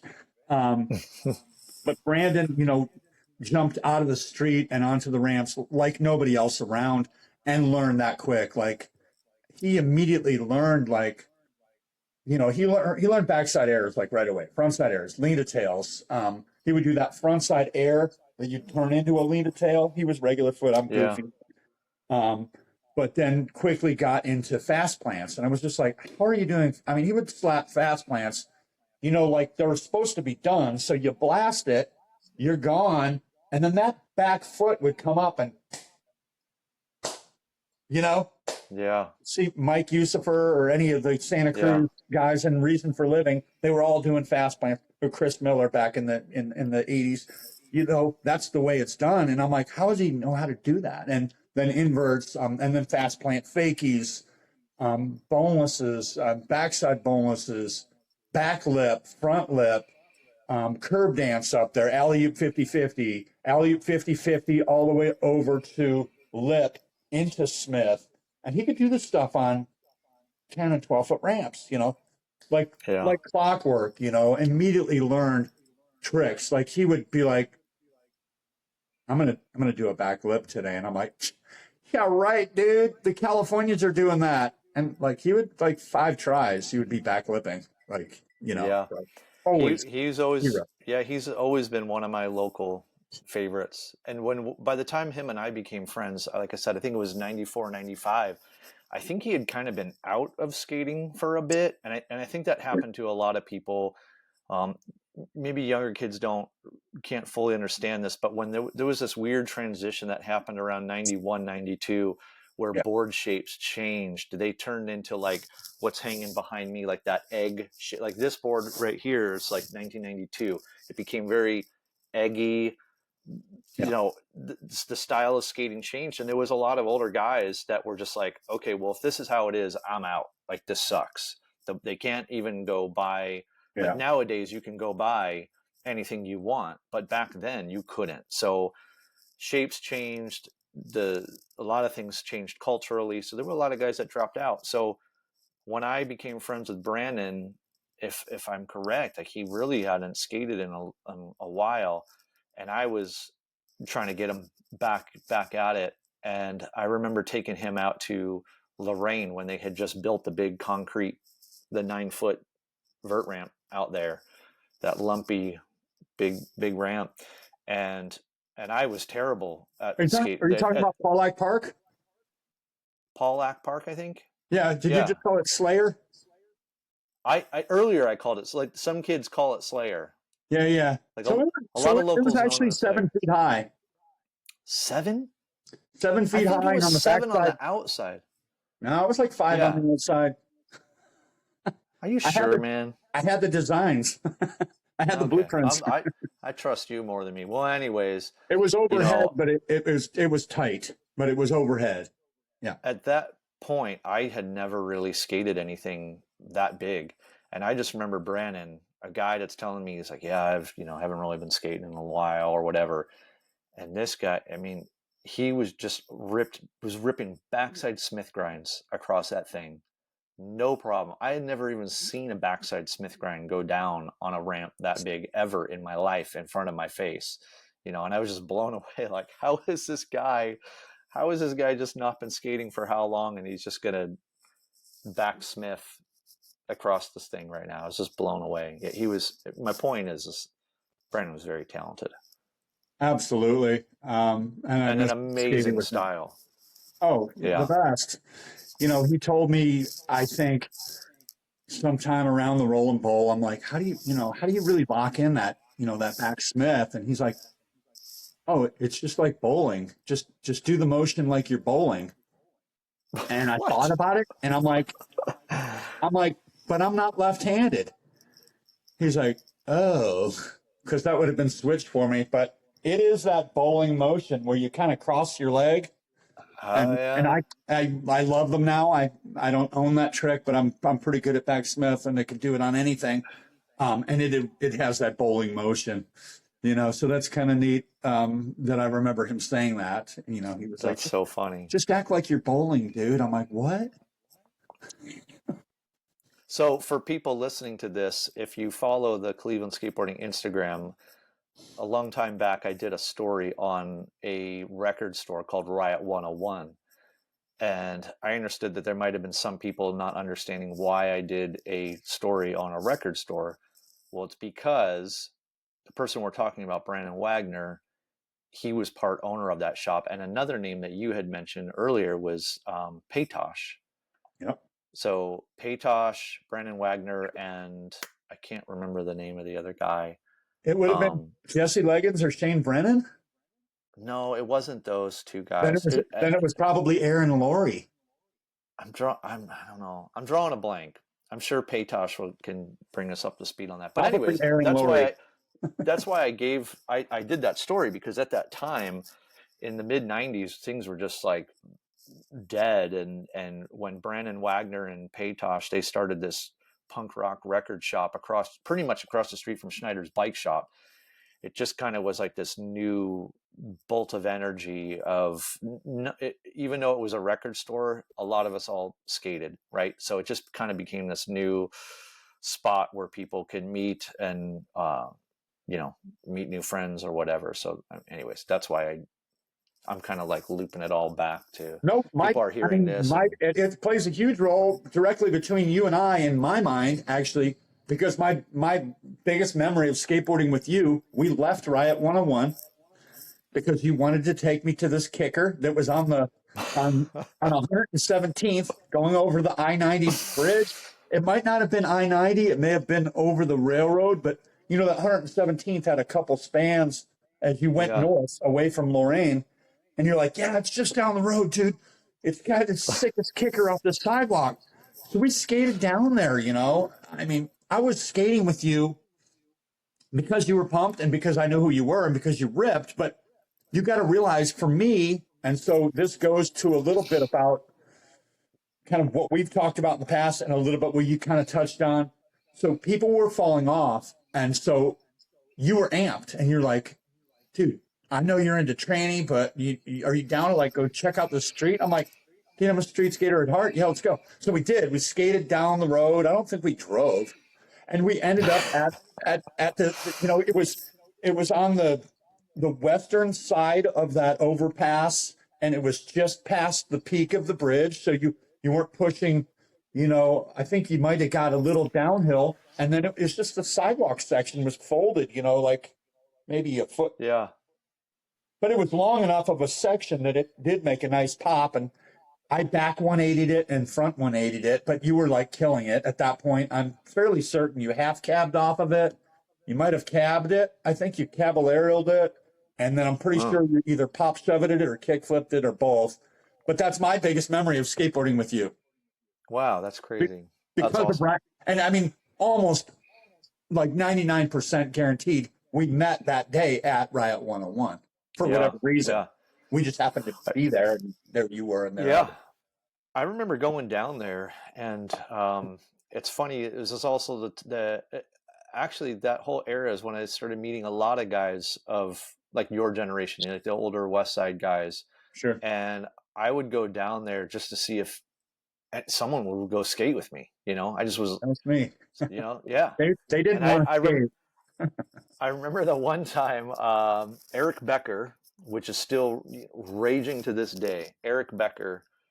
I don't know if it's the day I met him or what, but I remember I went down to Riot 101 and it had to have been like 20 degrees outside. It was a cold, it was dark out, it was nighttime, and I go down there and I started, whoever was hanging out, I was like, "Hey, want to go skate?" And everybody looked at me like I was just off my rocker. Like they were like, "You're gonna go skate right now downtown?" I was like, "Yeah." I was like, "You want to go?" And that was the day Becker gave me the nickname the skateboard maniac. He was like, "Man, you're like the skateboard maniac." Yeah, So we to haven't this really day, talked about Eric, but he, and that's Parma. But and yeah, there's a whole bunch of Parma. In fact, I could probably tell a couple quick stories if you wanted me to. But I would that love to Parma, hear that. well, those Parma guys were just they were they were more than just driven. They were good at it. And Yeah. so you had Eric Becker, obviously, we're talking about him, who was a natural athlete. Don't know if you knew, but he was so good at ice hockey that he actually had offers at a young age to potentially go to Olympic camp. So he could have Oh, tried out, as for an Olympic team, just as a high wow. schooler. He was a very good ice hockey player. In fact, he did some Hmm. ice hockey with us in a pond at the south end of Berea, with me and my close friends that, skateboarded, but not huge into skateboarding. So, yeah, he was always a very natural athlete, and he hung out with this guy called Jason Linna. And then there was Hmm. another guy called John, what the heck is his name? Angry Customs. He lives out west in Texas now. John Caruso, Hmm. Jason Linna, and those guys they had. I don't think Eric had a car, but I think Jason had a car, and they were really, they were driven, and that I mean, they were the guys who were like, we'll skate all day, every day, and so me and Danny Fenbers, who was my closest companion, we immediately started, going to Parma more, and they started coming to Berea more, and this goes back a little bit before those Roll and Bowl stories and stuff, but right about that same time. In fact, I just saw today on my Instagram, Mike Vallely, how do you say that? Vallely? Valley, yeah. Yeah, he had a protege out of somewhere in New Jersey. I just saw he just started following me on social today. His name's Mike Kepper. Did you ever Oh, yeah. so you Yeah. know who Mike Kepper is? So Yeah. for Yep. some reason he had an auntie or like a grandma or someone that lived in Parma. And Steve Kastner, um, I don't know if that's how he got into tattooing. I know Mike does tattooing to this day. That's his thing. But Steve was a tattoo artist. But he was like, I got this guy over, and he was like straight up New York City or New Jersey. I mean, gnarly ripper, like had the ho-ho plant. We were just like, wow.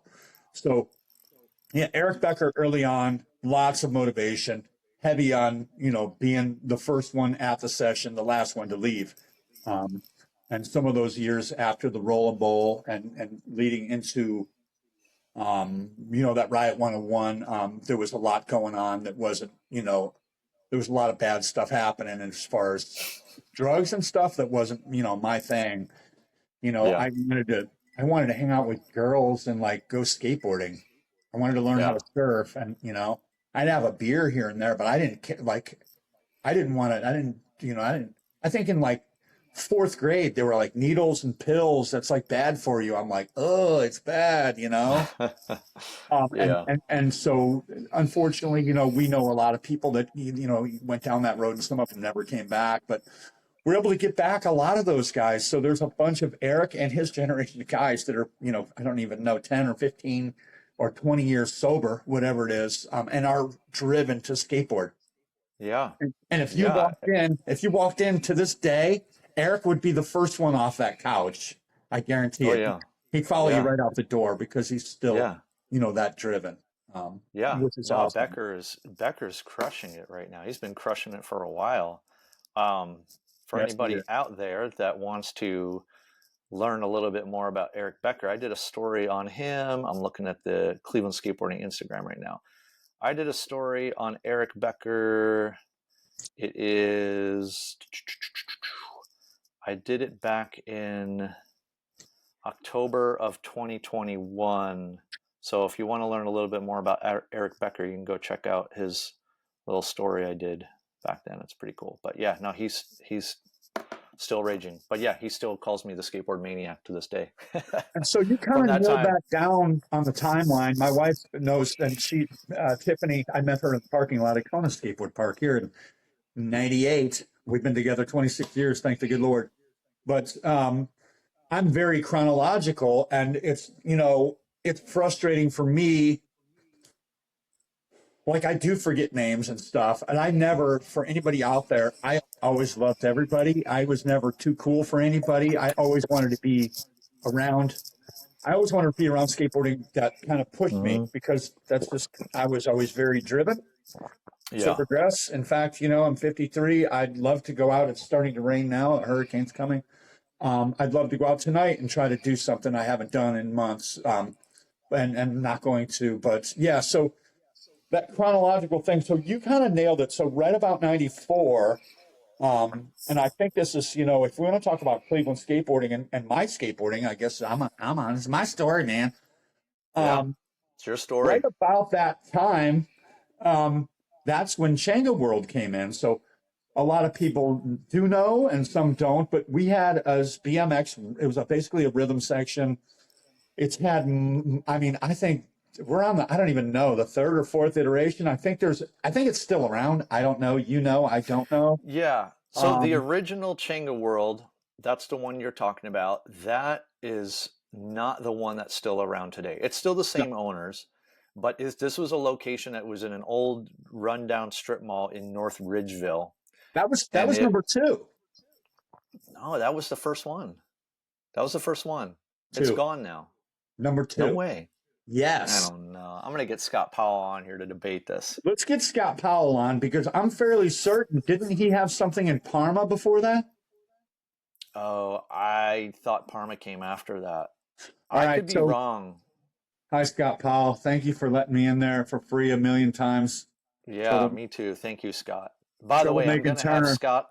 I am going to have Scott on here. I mean, Scott is a BMXer, but he built one of the longest running skateboard/BMX parks that Cleveland has ever had. He could tell you a lot of stories. He hosted all those demos. It's insane. I did a story on Chango World on the Instagram account. Yep. And when I talked to Scott on the phone about all the backstories of Chango World, it's insane. It's crazy. Like, when I finally get him on here, people are going to trip out on all the backstory on how Chango World got started. But anyways. No, that was just what I wanted to say chronologically. That's right where it was. And so, we had some dark years. I went to college between 91 and 93. I remember seeing this clown in these giant baggy pants, big pants with these tiny wheels. I'm like, what happened to his wheels? And he was like, I was there. He was nose sliding 2 miles an hour at Wexner Center. I'm in college at this point. I just went to the community college. I had a girlfriend from Berea or Strongsville. She was moved down. I was I don't even have a high school diploma. She's like, you can do it. I did, and got whatever that was called, the GED, and went on and did some college classes. So that was fun. But it was a dark, dark time. And so you got into 93. I was blessed because I ended up going to Florida in 93 and ended up meeting people and started realizing there's stuff going on out there, that is, Vert's not dead. Basically, they still say that. Vert's not dead. Darren Navarrete loves saying that. I think he's got a Vert's not dead sticker or a brand, him or Peter Fernay. So So, it was just a real dark time in my mind, because not only was, you couldn't get the products, you couldn't get the wheels. The wheels were all Yeah. small. I'm like, I'm trying to go Yeah. fast. I want to jump down the stairs. I don't want to nose slide 1 mile an hour on the curb. So not only was that going on, but a lot of guys my age had already graduated college and were into, like stuff in the city. Guys that I hung out with, Jules and Jim Hill, and, a huge Canton contingency, all those Canton guys, which Mm-hmm. led into like Johnny Whitmer and Derek, Derek Adams, and the Lukovitz brothers, and just a huge Canton is huge for skateboarding. Jim Hill, and they have, and we're going to have one of those guys on to maybe talk about some of Yeah. that old Canton I'm definitely history, gonna have which Jim is, Hill on here. yeah, it's just so Canton's just south of Akron, which is just south of Cleveland, but it's a world apart, And Yeah. Yeah. as you talked about on the first podcast, Akron played big in that street skating, role of the spots. I mean, it's a big town, but it was just, for me, it was like pulling teeth. I had a list around this time, and I wrote down every skateboarder I knew, and I wrote their phone number on that list. And Richie Hamilla was like, I don't know, he was number 37 or something on there, or number 17, whatever. And so he saw that list one day. He was like, what the hell is this shit? I'm like, well, that's my list. He's like, what do you do with that? It's like your phone book? I was like, well, no, I start at the top, and I go down and I call every single person, because I'm trying to have someone to go skateboard with, So I Yeah. actually had this little paper list, and a lot of funny stuff came about 94, 95, which ended up, we all those demos.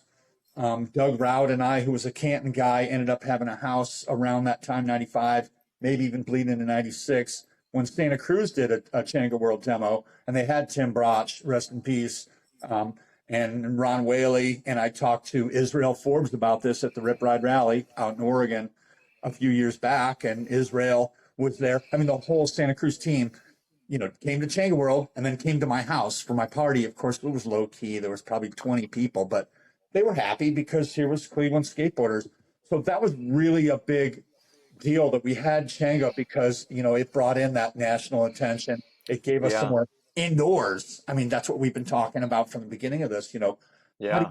How do you navigate being a skateboarder in Cleveland, Ohio? People are like, so you're from Florida? Because I've been here 26 years. I'm like, no, man, I'm from Cleveland. They're like, well, you didn't do any skateboarding up there. I'm like, you have no idea. Skateboarding up there is, even looking at it, and I heard you kind of touch on this. Isn't it bigger than like almost anywhere? I don't get that, but it's true.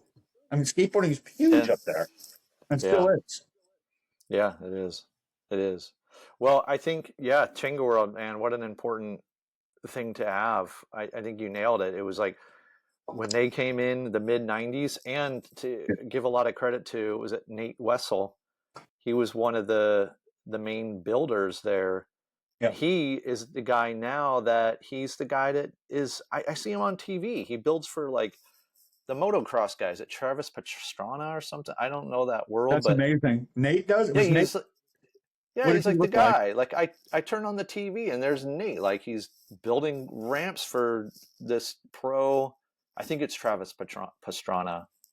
Um, building crazy ramps for these motocross guys to jump That's over. But awesome. anyways, Nate, I remember he was one of the guys. He was, if not, he maybe was the guy that came up with the rhythm section and all this like Yeah, cool stuff. So in the mid 90s, when even across the country, um, a lot of good park skating was really not there. It wasn't happening. So when companies would come through town, and they would, after the first company came through and went to Chango World, that everybody word did. spread around. They went back to California and told everybody, if you go on tour, you have to go to Cleveland and you have to go to Yeah, Chango World. And then yeah. Chango World started showing up in videos and magazines, We and see Tony yeah, Trujillo at age 14 going nuts there. yeah, Age 13. yeah, yeah, TNT. yeah. So Um, Chango World is really important. Um, okay, let's take it back and I want to wrap up. How did Roll and Bowl end? What happened? I don't, Why did I we don't know lose it? We because were I so don't know sad, because Brett. I was kicked out before it ended. Okay, so you got kicked out. Yeah, actually, I was padded up and I was on top of the vert ramp and it was 10 and 2, so it was 12 foot tall. And in those 2 years, Alex's son Stevie went from little Stevie to like, you know, probably 3 years younger than me, but he was tall. He was big Stevie all of a sudden. Said, Stevie, go get that expletive. Alex was cussing like a crazy man. Brett Turner, he was on the microphone. Get your bleep, bleep, bleep, bleep, bleep, bleep, bleep, bleep, bleep to the front desk. Get off the bleepity, bleep, bleep, bleep, bleep, and ramp. If you don't come down from there, we're going to drag you down. So I dropped in and, right into his son. His son was standing in the flat part. I was like, all right, I'm coming down. And he wouldn't get out of the way. And I was just like, they wanted me to pay. And I'm like, You're the guy that started it. it was me and two other guys. And I'm like, at that point, the list was down to nobody. The list was like, maybe, I think the list, initially there was, of course, Tom Biercheck, he did the art for it. It was actually called the Berea Triangle was the technical name of the park. And he drew this like triangle that was like a little Mr. Potato Head looking graphic. You've seen it. That was like this little triangle that rode a skateboard, which was the tip of the hat to the triangle, which is this street at the top of Berea. Right below the airport, the road splits, Rocky River and Front Street to a triangle. That's where they came up with that Berea Triangle. Okay. But they were like, you come down from that ramp, and I did. I dropped in on Alex's son, Stevie, and I just laid him out. He flew across the but I, took my pads off and walked out the door, and that was the end of that. And it didn't last more than maybe 3 months after that. So I think it just, I don't think there was any big incident. I think, no one got hurt. Of course, dozens of people got hurt. I take that back. We had a lot of broken wrists. I had coping fall out onto my head. Yeah, the coping fell on your head. So I don't know, and we'll have to, get with Brian Jules, and he's got a better memory for that sort of thing. But I think it just kind of wore out its usefulness. They got tired of, and frankly, I think a lot of people, he raised the price, and people were like, I don't, and you can't stay open, with the heated place like that. You couldn't stay open unless you had some money, for him, it was a windfall. It was better than a bunch of stoners or 30 stoners in there, playing heavy metal guitar. They barely had amps. It was just like these little amps. They were just having like a party, and they bring in a keg. We didn't even bring kegs in there. But, it went from that to like, remember those shows, the show you were at, there's hundreds of people. So he made some money on it. And in my opinion, I think that money, just went away. The attendance probably dropped off. It's my guess. I can't remember. I was already at that point, pretty interested in moving. I went to Columbus and made that move. And so I wasn't a part of, or don't remember exactly what happened. I would say it would have been, fall of 91, 91, maybe it was spring of 91. I think it bled into 91 because, just certain people that I met and that came there, they would tell me these years. I wish that I had, and I love chronology, but I can't give you a timeline and I can't tell you exactly what went down. I think it just kind of, it lost its usefulness and he wasn't making a profit. So that probably happened. So you were one of, if not the person to pretty much kick off Roll and Bowl and start this guy like making money and all that stuff. And absolutely. And then he ends up kicking you out. I mean, I remember to this day, dragging Dave and Brian were somewhere in there, and I'm over there talking to Dean Clark going, dude, I got a jump ramp out back. It's like in the weeds. Let me drag that in here. I know we could skate in here. Well, I don't know if he'd let you, but let's go talk. And right away, we went over to Dave and Brian. I'm like, we're going to go talk to this guy. Maybe he's going to let us bring this ramp in here. And the three of us, and that's the kickoff then. That's Just just crazy, man. true story. Hey, It's that's how crazy. things happen. Pat yourself on the back, man. Someone's got to start something, you know. You made a lot of skaters very happy for a big chunk of time there. A lot of punk All right, rockers so too. yeah. So then we all know we were all doing our thing, scratching through the 90s. And then you left, what, 97, right, to go to Florida? Yeah, I'd already made several trips. I had a girlfriend whose her mom passed away, and so I'd come down in '93, met a group of guys just out Daytona, in particular Jensen Beach. This guy Mike Cruz and Greg Heiler, rest in peace. Another soldier gone too soon. Greg, we called the general. But I met those guys in '93. Hooked up with them again in like '95 down in West Virginia. So Bruce Martin started. Before Skatopia, he started the West Virginia farm. Yeah, I And remember so going there. a bunch of those Florida guys came up, and that was 2 years later. And they're like, yo, Brett Turner, yeah, you were just in Florida. So made that connection, kept that going. And then the farm, we called it Skatopia, down in Southern Ohio happened. So by '96 is when we put the big bowl in. You know, Carlos built it, a bunch of us helped. And a lot of So people started. you helped on Bruce's thing in West No, Virginia? not the big wooden bowl. I mean, I was just there for, Oh, after okay. it was more or less already probably almost done. I think I got there like that weekend, but I was aware of it, that it was happening because he had moved from Okay. West Virginia up to Rutland, Ohio.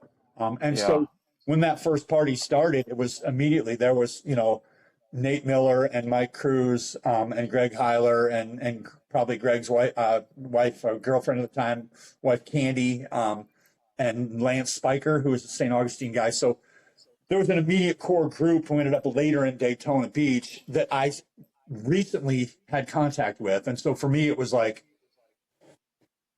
the winter's coming again. And it was like literally Christmas Eve or something. It was probably the week before Christmas. And I just packed up my truck. Jim Hill had sold me a 78 Chevy for like $100, with 4-barrel carb. It was a big long bed. I wish I had that truck to this day. I think I paid him $100 for that truck. And it Wow. made it. I drove to South Carolina, made it to Florida, North Florida on Christmas Eve, and then Christmas Day, '97, showed up in Daytona and basically never looked back. So started hanging, with the Daytona guys, skating Stone Edge every day. Stone Edge was the only concrete thing around. You basically had what was called Crested Butte, which came about in, I would say, '95. But other than Crested Butte, Colorado, there was no concrete. There was no concrete in California. The only Yeah. thing we had on the West Coast was Burnside Yeah. and the Big Bowl in West Seattle, which were a little far for me. There was nothing. There was nothing in Southern California. I mean, no Yeah. concrete, zero. No. And at that point, my focus was more on round wall, still heavy on the half pipe, but I was more into round wall and concrete in particular and pool block. So I started getting that, that craving for that vertical feeling. And I knew I could get that at Stone Edge. And so moved down there, met my wife in February, late February at Kona Skateboard Park. My friends that I was living with, some of these older guys, we all went up to Jacksonville, went to Kona Skate Park, met her in the parking lot, and we've been together ever since. I ended up, going back to Daytona. She came and visited me.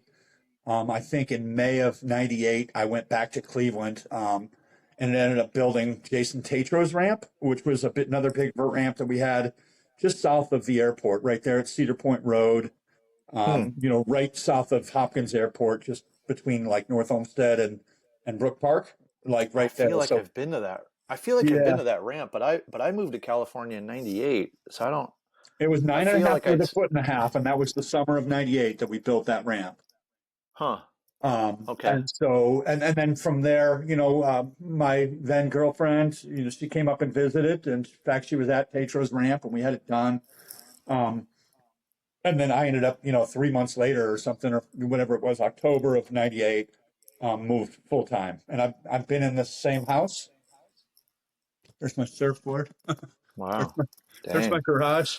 There's my Wow. Beautiful yard out there. We've got a lovely garden, and blessed to have been in the same home here for all those years. And so, Jacksonville is my home, and I love it here. Jacksonville Beach. Yeah, that's great. That's great. I think I'm So, going to stand up. There it goes. got it.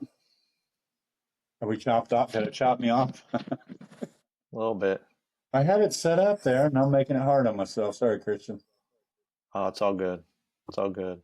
I'm really hoping that the picture gets all worked out. So if anybody's watching this and if we look pixelated and weird, I'm sorry. I'm not that technologically Christian, smart to figure this out. you look wobbly to me and pixelated, Hmm. but I look clear.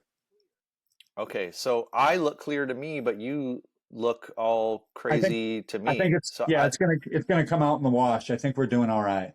I hope so. And you know what? If We can tell these if you're stories watching again. this, we'll do it again, or you could listen to it on Spotify, or just play the video and just whatever, listen to it. It doesn't matter. They don't want to look at my ugly mug anyway. That's what I know. No one wants to look at my bald head, anyways, as well.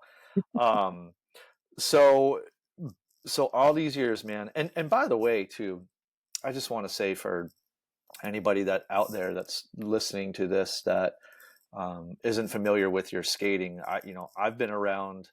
I've been skating since 1988, and Brett has always been. I mean, in my eyes, you were just always one of the. You were older than me, so I always looked at you as just one of those older, gnarly Cleveland skaters, man. Like you just. Thank you. The real deal, man. Just such a hard charging skater, and Thank you. yeah, you've been doing it for decades. And also tell us about all this park building you've done over the years. So we've talked about Rich Hamilla, and Yeah, he's had the ramp on the west side. Longtime friend of mine. Another of that old group from Ridgeville or Elyria, probably Ridgeville, was a guy called Rick Kargi. And yeah, Kargi had moved in probably 88 to California. And, yeah, with our group down there, Ricky Barnes and John Lucero and Pusshead and that whole group, that was the guys that we hung out with. So, not that anybody, well, you touched on it before, but Huntington Beach and Black Label and Cleveland have an old connection, and it goes back to guys like Rich and Jim Cavalack who went down there, laid the groundwork, and Kargi was one of those guys. So Kargi had RCMC, which was yeah, at that point they started building those tools for all the van skateboard parks, and Richie was the welder. And he wanted to get off the road. He'd already done, I think, a couple years of it, and I was aware of that. I'm like, yeah, man, that's cool. He's doing it. Now, a good group of my friends, some of the guys I lived with in Daytona before I moved up here to Jax, became part of and started, the concrete group of Team Payne, because Team Payne is a wooden ramp builder, and it goes back to Animal Chin, the yeah, original one. And he had a bunch of wooden ramp builders, but it was time, because all of a sudden there was all this money allocated for these concrete parks. So Team Payne jumped on that right away. And I was, St. Augustine happened. So I guess this might have been 99. The St. Augustine Park was built, which is the nation's oldest city. It's about 30 miles south of me, just one island to the south. And St. Augustine's on the mainland, but either way, just south of me. And I can take the coastal road and, catch 3 or 4 lights and be down there in 45 minutes. It's a concrete park that was built in 99. So I kind of helped there. I didn't, I wasn't paid or anything. I would just go throw rebar around. I'm like, yeah, I don't know anything about this stuff. I think I did like, remodeling and some like kitchen remodeling, and I was good at painting, and I just, a little bit of light construction. I wasn't like a concrete worker. I yeah, didn't know anything about that. So, formwork kind of came easy, but either way, so Kargi hired me because Rich wanted, another Rich wanted to quit. Kargi wanted another welder. So I got on the road. So I went to New Jersey with, and I knew I had the name wrong earlier. It was Chris Devine who had the ramp in Bay Village. Okay. Aaron Devine, Chris Devine. Chris Yeah. Devine, Aaron Devine worked with Karji, and so he was a Huntington Beach guy. He was in early videos. I don't know what video. Someone's going to hang me for not getting it right, but A Reason for Living, maybe, or one of those early Santa Cruz videos. Aaron Devine was our supervisor. So it was Aaron Devine, Nick Henderson, so everybody in Southern California knows as Mad Dog, not the original Tony Alva Mad Dog, but we had him. Ben Smith from Bakersfield was another, just a ripping pool skater, and Chad Vaught, who is the pride of Seattle. And Chad Vaught was, at one point, as gnarly as any of the, the Pappas brothers, or, he was right there with, Mike Crum and those guys in those early years of the new vert, Yes. not early years of the old vert, but the new vert. So I remember Chad doing, this is while we're on the road doing this parks, nollie heel lip revert or nollie heel tail slide revert on a 12-foot ramp. That's nuts. Yeah, crazy tricks. So we had this huge group of guys that were just all skateboarders. Nobody was building skateboard parks. I mean, there's so many people doing it now. They give them away. You can do it. And I'm not bitter. I'm glad it's going on. But for a couple years, especially early on, you got a little chip if you were like, who the hell's doing that park? That should be up. Like, nobody knows how to do that. So I got hired to be the welder. I did the welding. There was concrete pumping involved, and it seemed like the concrete pump was always breaking. The tools were always breaking. So it's, hey, Brett, can you, I'm like mechanical. I'm fixing it. And so just more and more of that, it just became second nature, and the concrete work sort of came naturally as well. I've never been great at it. I'm pretty good at it. Matt Gatsby's going to yell at me when he hears this and tell me I'm horrible at it. But he loves me either way. So yeah, that was 2000. I think I did that till 2002, then jumped in with, other people did, like, I didn't do that many, maybe a Grindline Park. And then actually ended up getting off the road in about 2003, because that was the year I got married. I think it was actually 2004. Got married in 03, and I just wanted to work local. And I'm like, I gotta get a job. I'm like, well, I already build pools. I should just go build pools. A Blue Haven pool sign came up, and you're a Southern California guy. You lived down there 25 years. Blue Haven's one of our favorite brands of swimming pools. So I walk in, and it's the lady, diving, that logo? Yeah. And it's hanging up there in Jacksonville, Florida in neon lights. I'm like, this is 2003. I'm like, I'm just going to walk in there. So I did. My name is Brett Turner. I'm going to build pools for you. They were like, oh yeah, you know how to build pools? I was like, well, I build skateboard parks, but I can do this too. I know I can. And it was the owner came in. His name is Mike Quintal. To this day lives up the road.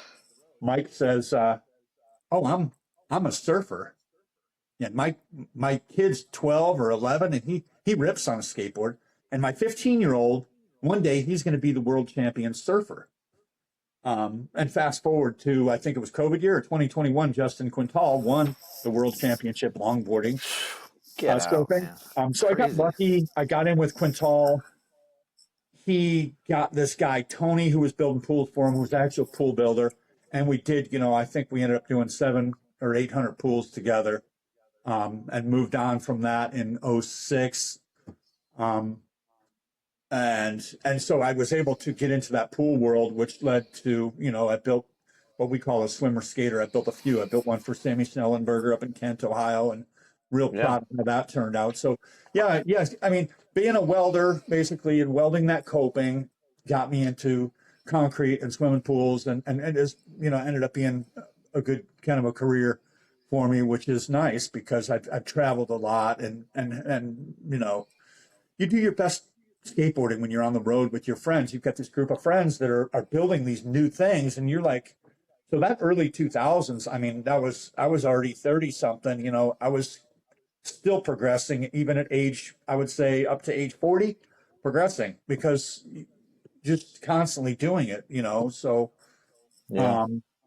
that's kind of how that went down. I ended up in 06, ended up going out to the West Coast and got on board with Dreamland and ended up going over to England with them. And then later in '07, had the passport already, and Tim Payne and his guys were like, hey, why don't you jump on board and go over to Belgium with us? So I was able to do Spoor Noord, which is tracks north and in the north end of Antwerp, Belgium, and had a great time over there. So a bit of a skate park whore. So I've worked with this guy, Tony Misiano, who's out of South Florida. He played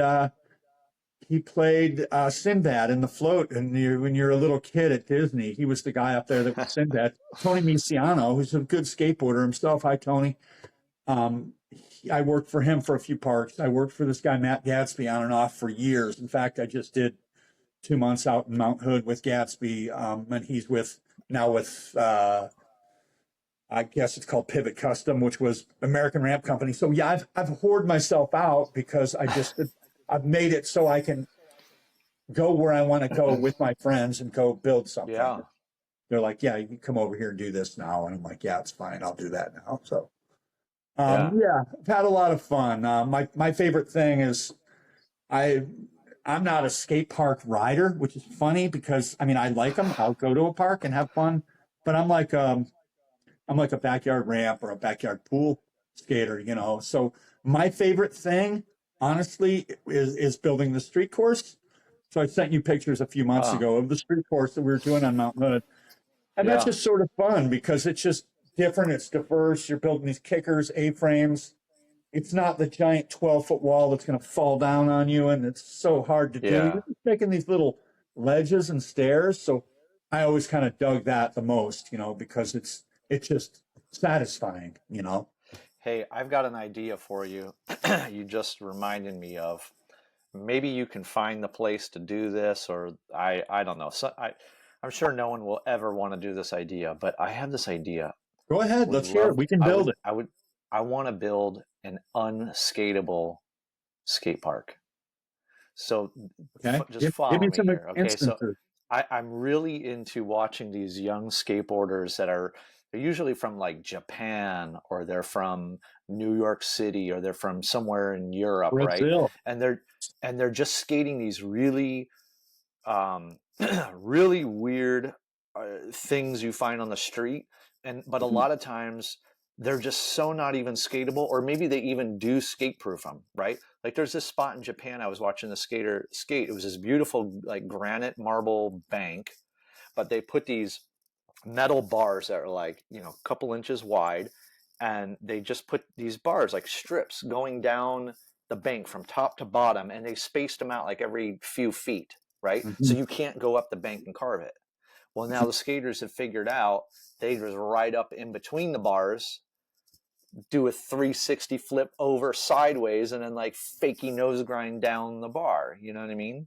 So I was like, man, like, because I'm really into that kind of skating where you go on the streets, and I love trying to find the stuff that's just so not typical, right? And try to figure it out. Kind of like you know, what do you call those, like escape rooms, right? Like you gotta get the key to pick the lock.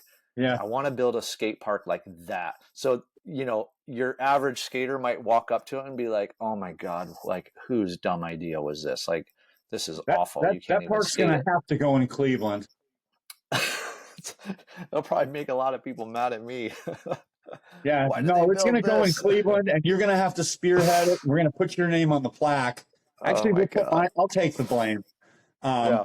But I'm not sure. It'll probably go down as like the world's worst skate park. Sorry, lost me again, man. I'm losing my phone techie here. There we go. Sorry. Well, anyways, keep that idea in your back pocket. I would love to see that happen one day. The unskatable skate park. That you gotta use your creativity to pick the lock and figure it out. I've made some pretty cool obstacles. I don't know that I've made anything unskatable. I have improved. So just for instance, you know, the grinding nipple that we called it at the Berea Outdoor, that little 4-foot pyramid. Yeah. Yeah. So we had a vault at Spoor Noord in Antwerpen that was like, it went down. The city of Antwerpen is like it's on the water. It's the River Skeld, and there's groundwater. And I mean, you're you're surrounded by locks and water.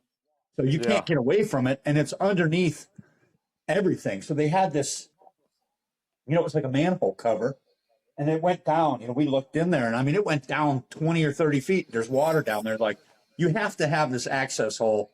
It has to be right here. I go, can it be skatable? And they were like, can we open it? I go, yeah, well, I'll just make this concrete pyramid that's a replica of the pyramid from my hometown. And then when we get off the line here, I have a photo of me inside of this manhole and I'm reaching out and I'm troweling. So I made that better, not worse. And then, there's a bunch of stuff that I've made that I've been real proud of that it's probably really hard to skate. In particular, Marble Falls, Texas, I made this horseshoe. So this is before anybody came out with these little mini full pipes. Yeah. Have you seen that trend? Yeah. Like, Oh yeah. There's one at Cheapside in Hawaii. I went there. I did not do it. They're all over. Every guy, Clayton Crawls made probably 10 of them himself in some alley in Los Angeles.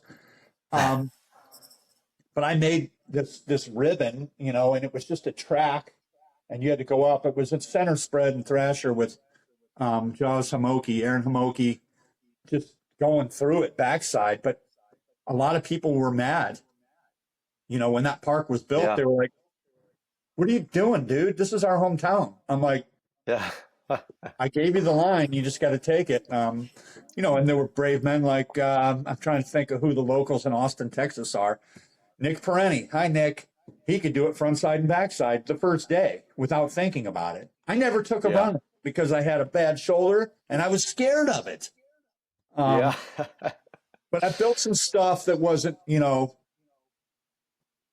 just your average, like California skate parks, not building that. Yeah. Some of those obstacles where you're like, and particularly I suppose with my friend Matt Gadsby, he's always been down to, he likes perfection and he likes everything done perfect, but had a pretty open mind. And he's like, yeah, just go do whatever you want over there. Make something weird, That's awesome. That they're going to remember us by, which they do. Yeah. The weirder, the better, man. I love it. Yeah. Well, maybe if I ever get a place with like acres or something, I'll do that. And then I can just look at it myself and be like, why did I just build this, man? I do like, I do stuff like, I like stuff like that. That free stamp downtown Cleveland? Yeah. It's a giant statue. It just says free. Yeah. And I've brought people to Cleveland and they've been like, what's that? I'm like, it's art.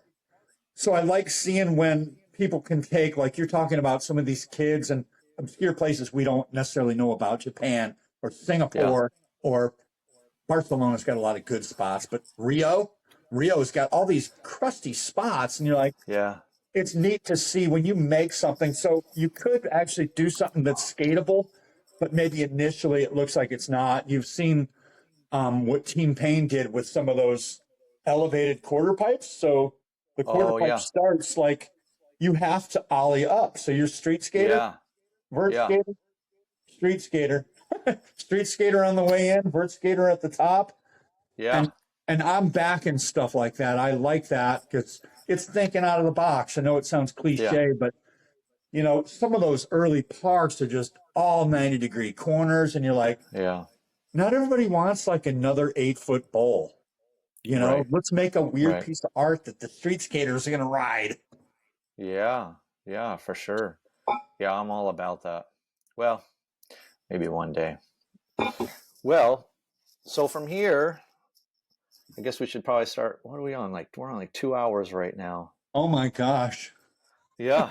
We're just yapping away, man. It is? Oh, good Lord.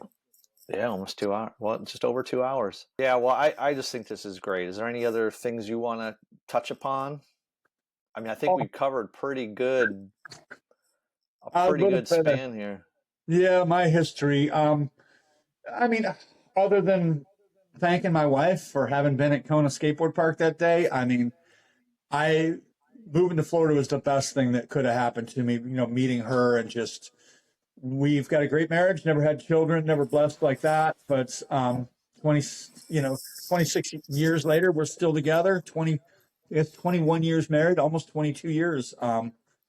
So, that's basically moving down here just changed my life. I got into surfing. I think you can see there's a couple above me here. Yeah. And so, you know, being, 50, almost 54, surfing is huge to me. And I've got a little ankle thing that's been bothering me for a while, but it's getting better and I'm working on that. So, being in the water and just being able to, I live literally 6 blocks from the beach. I'm blessed with that. So I live on a little barrier island that has not a lot of great surf. North Florida is not known for great surf, but right at the end of the road's the pier. So the pier's a few years old. They've been ruined, and I think this is the third pier since I've lived here. Wow. But now the sandbar is building up, and I'm local. So I can go down to the end of the road, throw my bike on the sand, and surf like a really nice left or a really nice right, Oh, that's great. anytime I want. So, and I've done a lot of that. I've been to Costa Rica and Hawaii, different islands. I've surfed Maui and Oahu. I've been to El Salvador and surfed in Santa Barbara a lot, surfed all over Southern California a bunch. And it's just, skateboarding brought me all that. Like if Yeah. I wasn't a skateboarder, I wouldn't have went to Florida, Yeah. Yeah. And so thank you, skateboarding. I don't really have much else to Yeah. say. I don't know what else to Yeah. say. Well, and I think, not just myself, I think I can speak for a lot of other people, especially after they listen to this. We thank you, man. After I talked to you those a couple years ago, I mean, we knew each other back in the 90s. I hadn't seen you in a while. And then when we got on the phone and we talked, I was like, man, Brett knows how to tell a story, man. Brett knows how to tell a story. And I love that you remember names.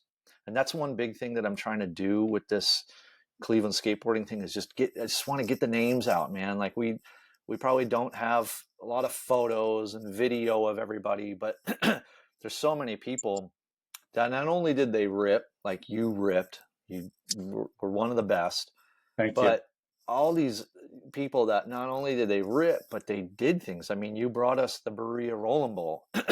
You went on to build skate parks and bowls and all the stuff around the country. And you're It's just a been kid. You're a gratifying, kid. and it's Yeah. been nice.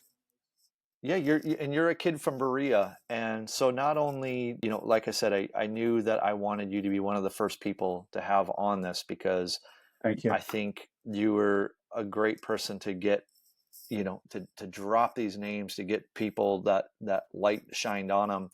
But also too, it's good for all the people of our age to hear this, but also to all the, again, like I always think about the young kids, that they don't know any of this stuff. They hear stuff, but as time goes on, the stories get lost. People Sure. pass away, people move on, and the stories get lost. So It's actually called oral history, and it goes back, I would say back to the 1800s. They have audio recordings, and they would record Granddad just talking about life on the farm.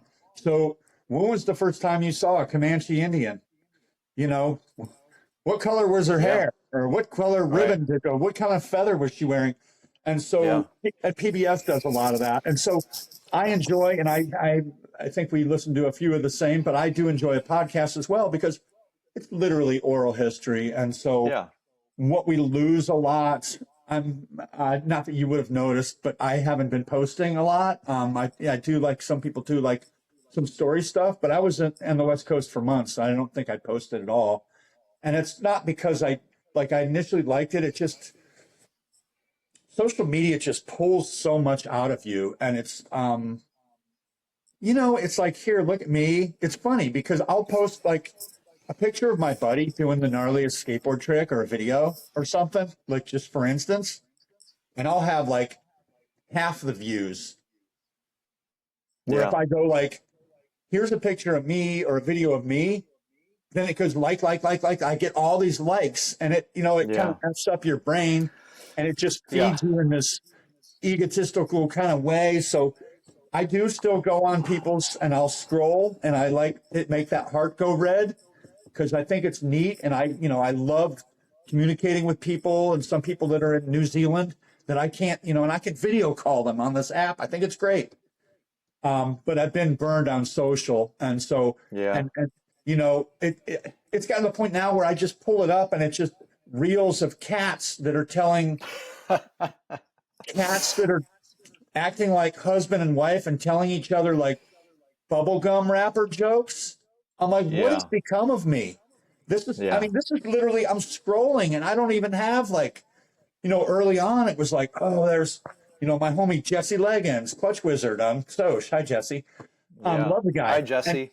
he used to put up, all this stuff. And I've noticed a lot of us have stopped, and it's not as much, but, on the bright side, it's brought us together. So there's a lot of Yeah. benefits. I've done, less social media, and I'm backing this because this is oral history. So I guess, and I don't, not that, and I'm not trying to hijack where you were with that, but I just want to say this before I get off with it. I was talking to Eric Becker, and I told him about this. I said, Christian's been bothering me. I'm so nervous.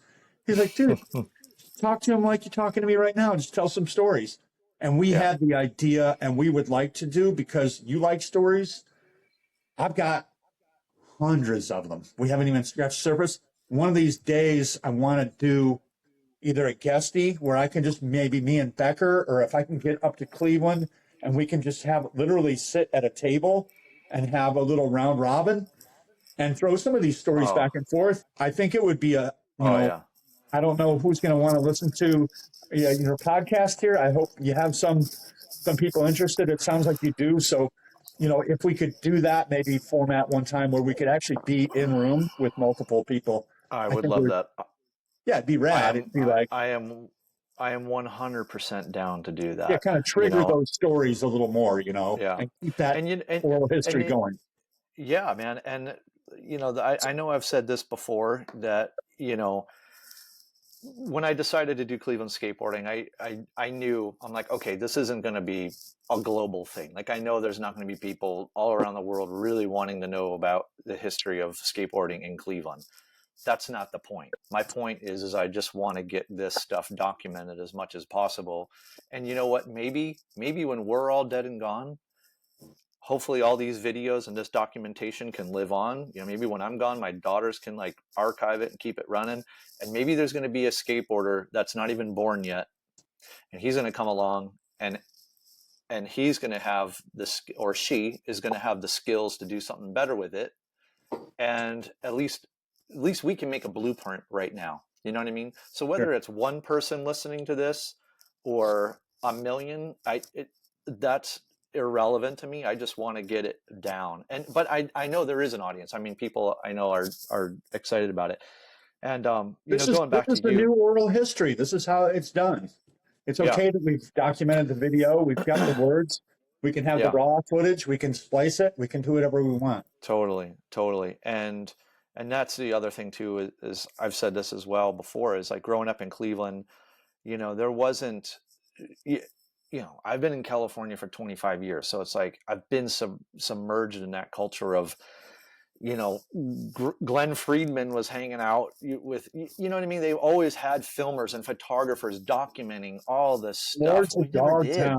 Dogtown. We never had that. Like, there weren't people there was no one like No. documenting what we were doing back then, So, hey, at least we got the stories. And the other thing to add on Yeah. to it as well, that I think about is just hearing your story, that there may be a kid that is going to start skating in 5 years, right? They're going to step into this subculture. I don't even know what this subculture is going to be like in 5 years.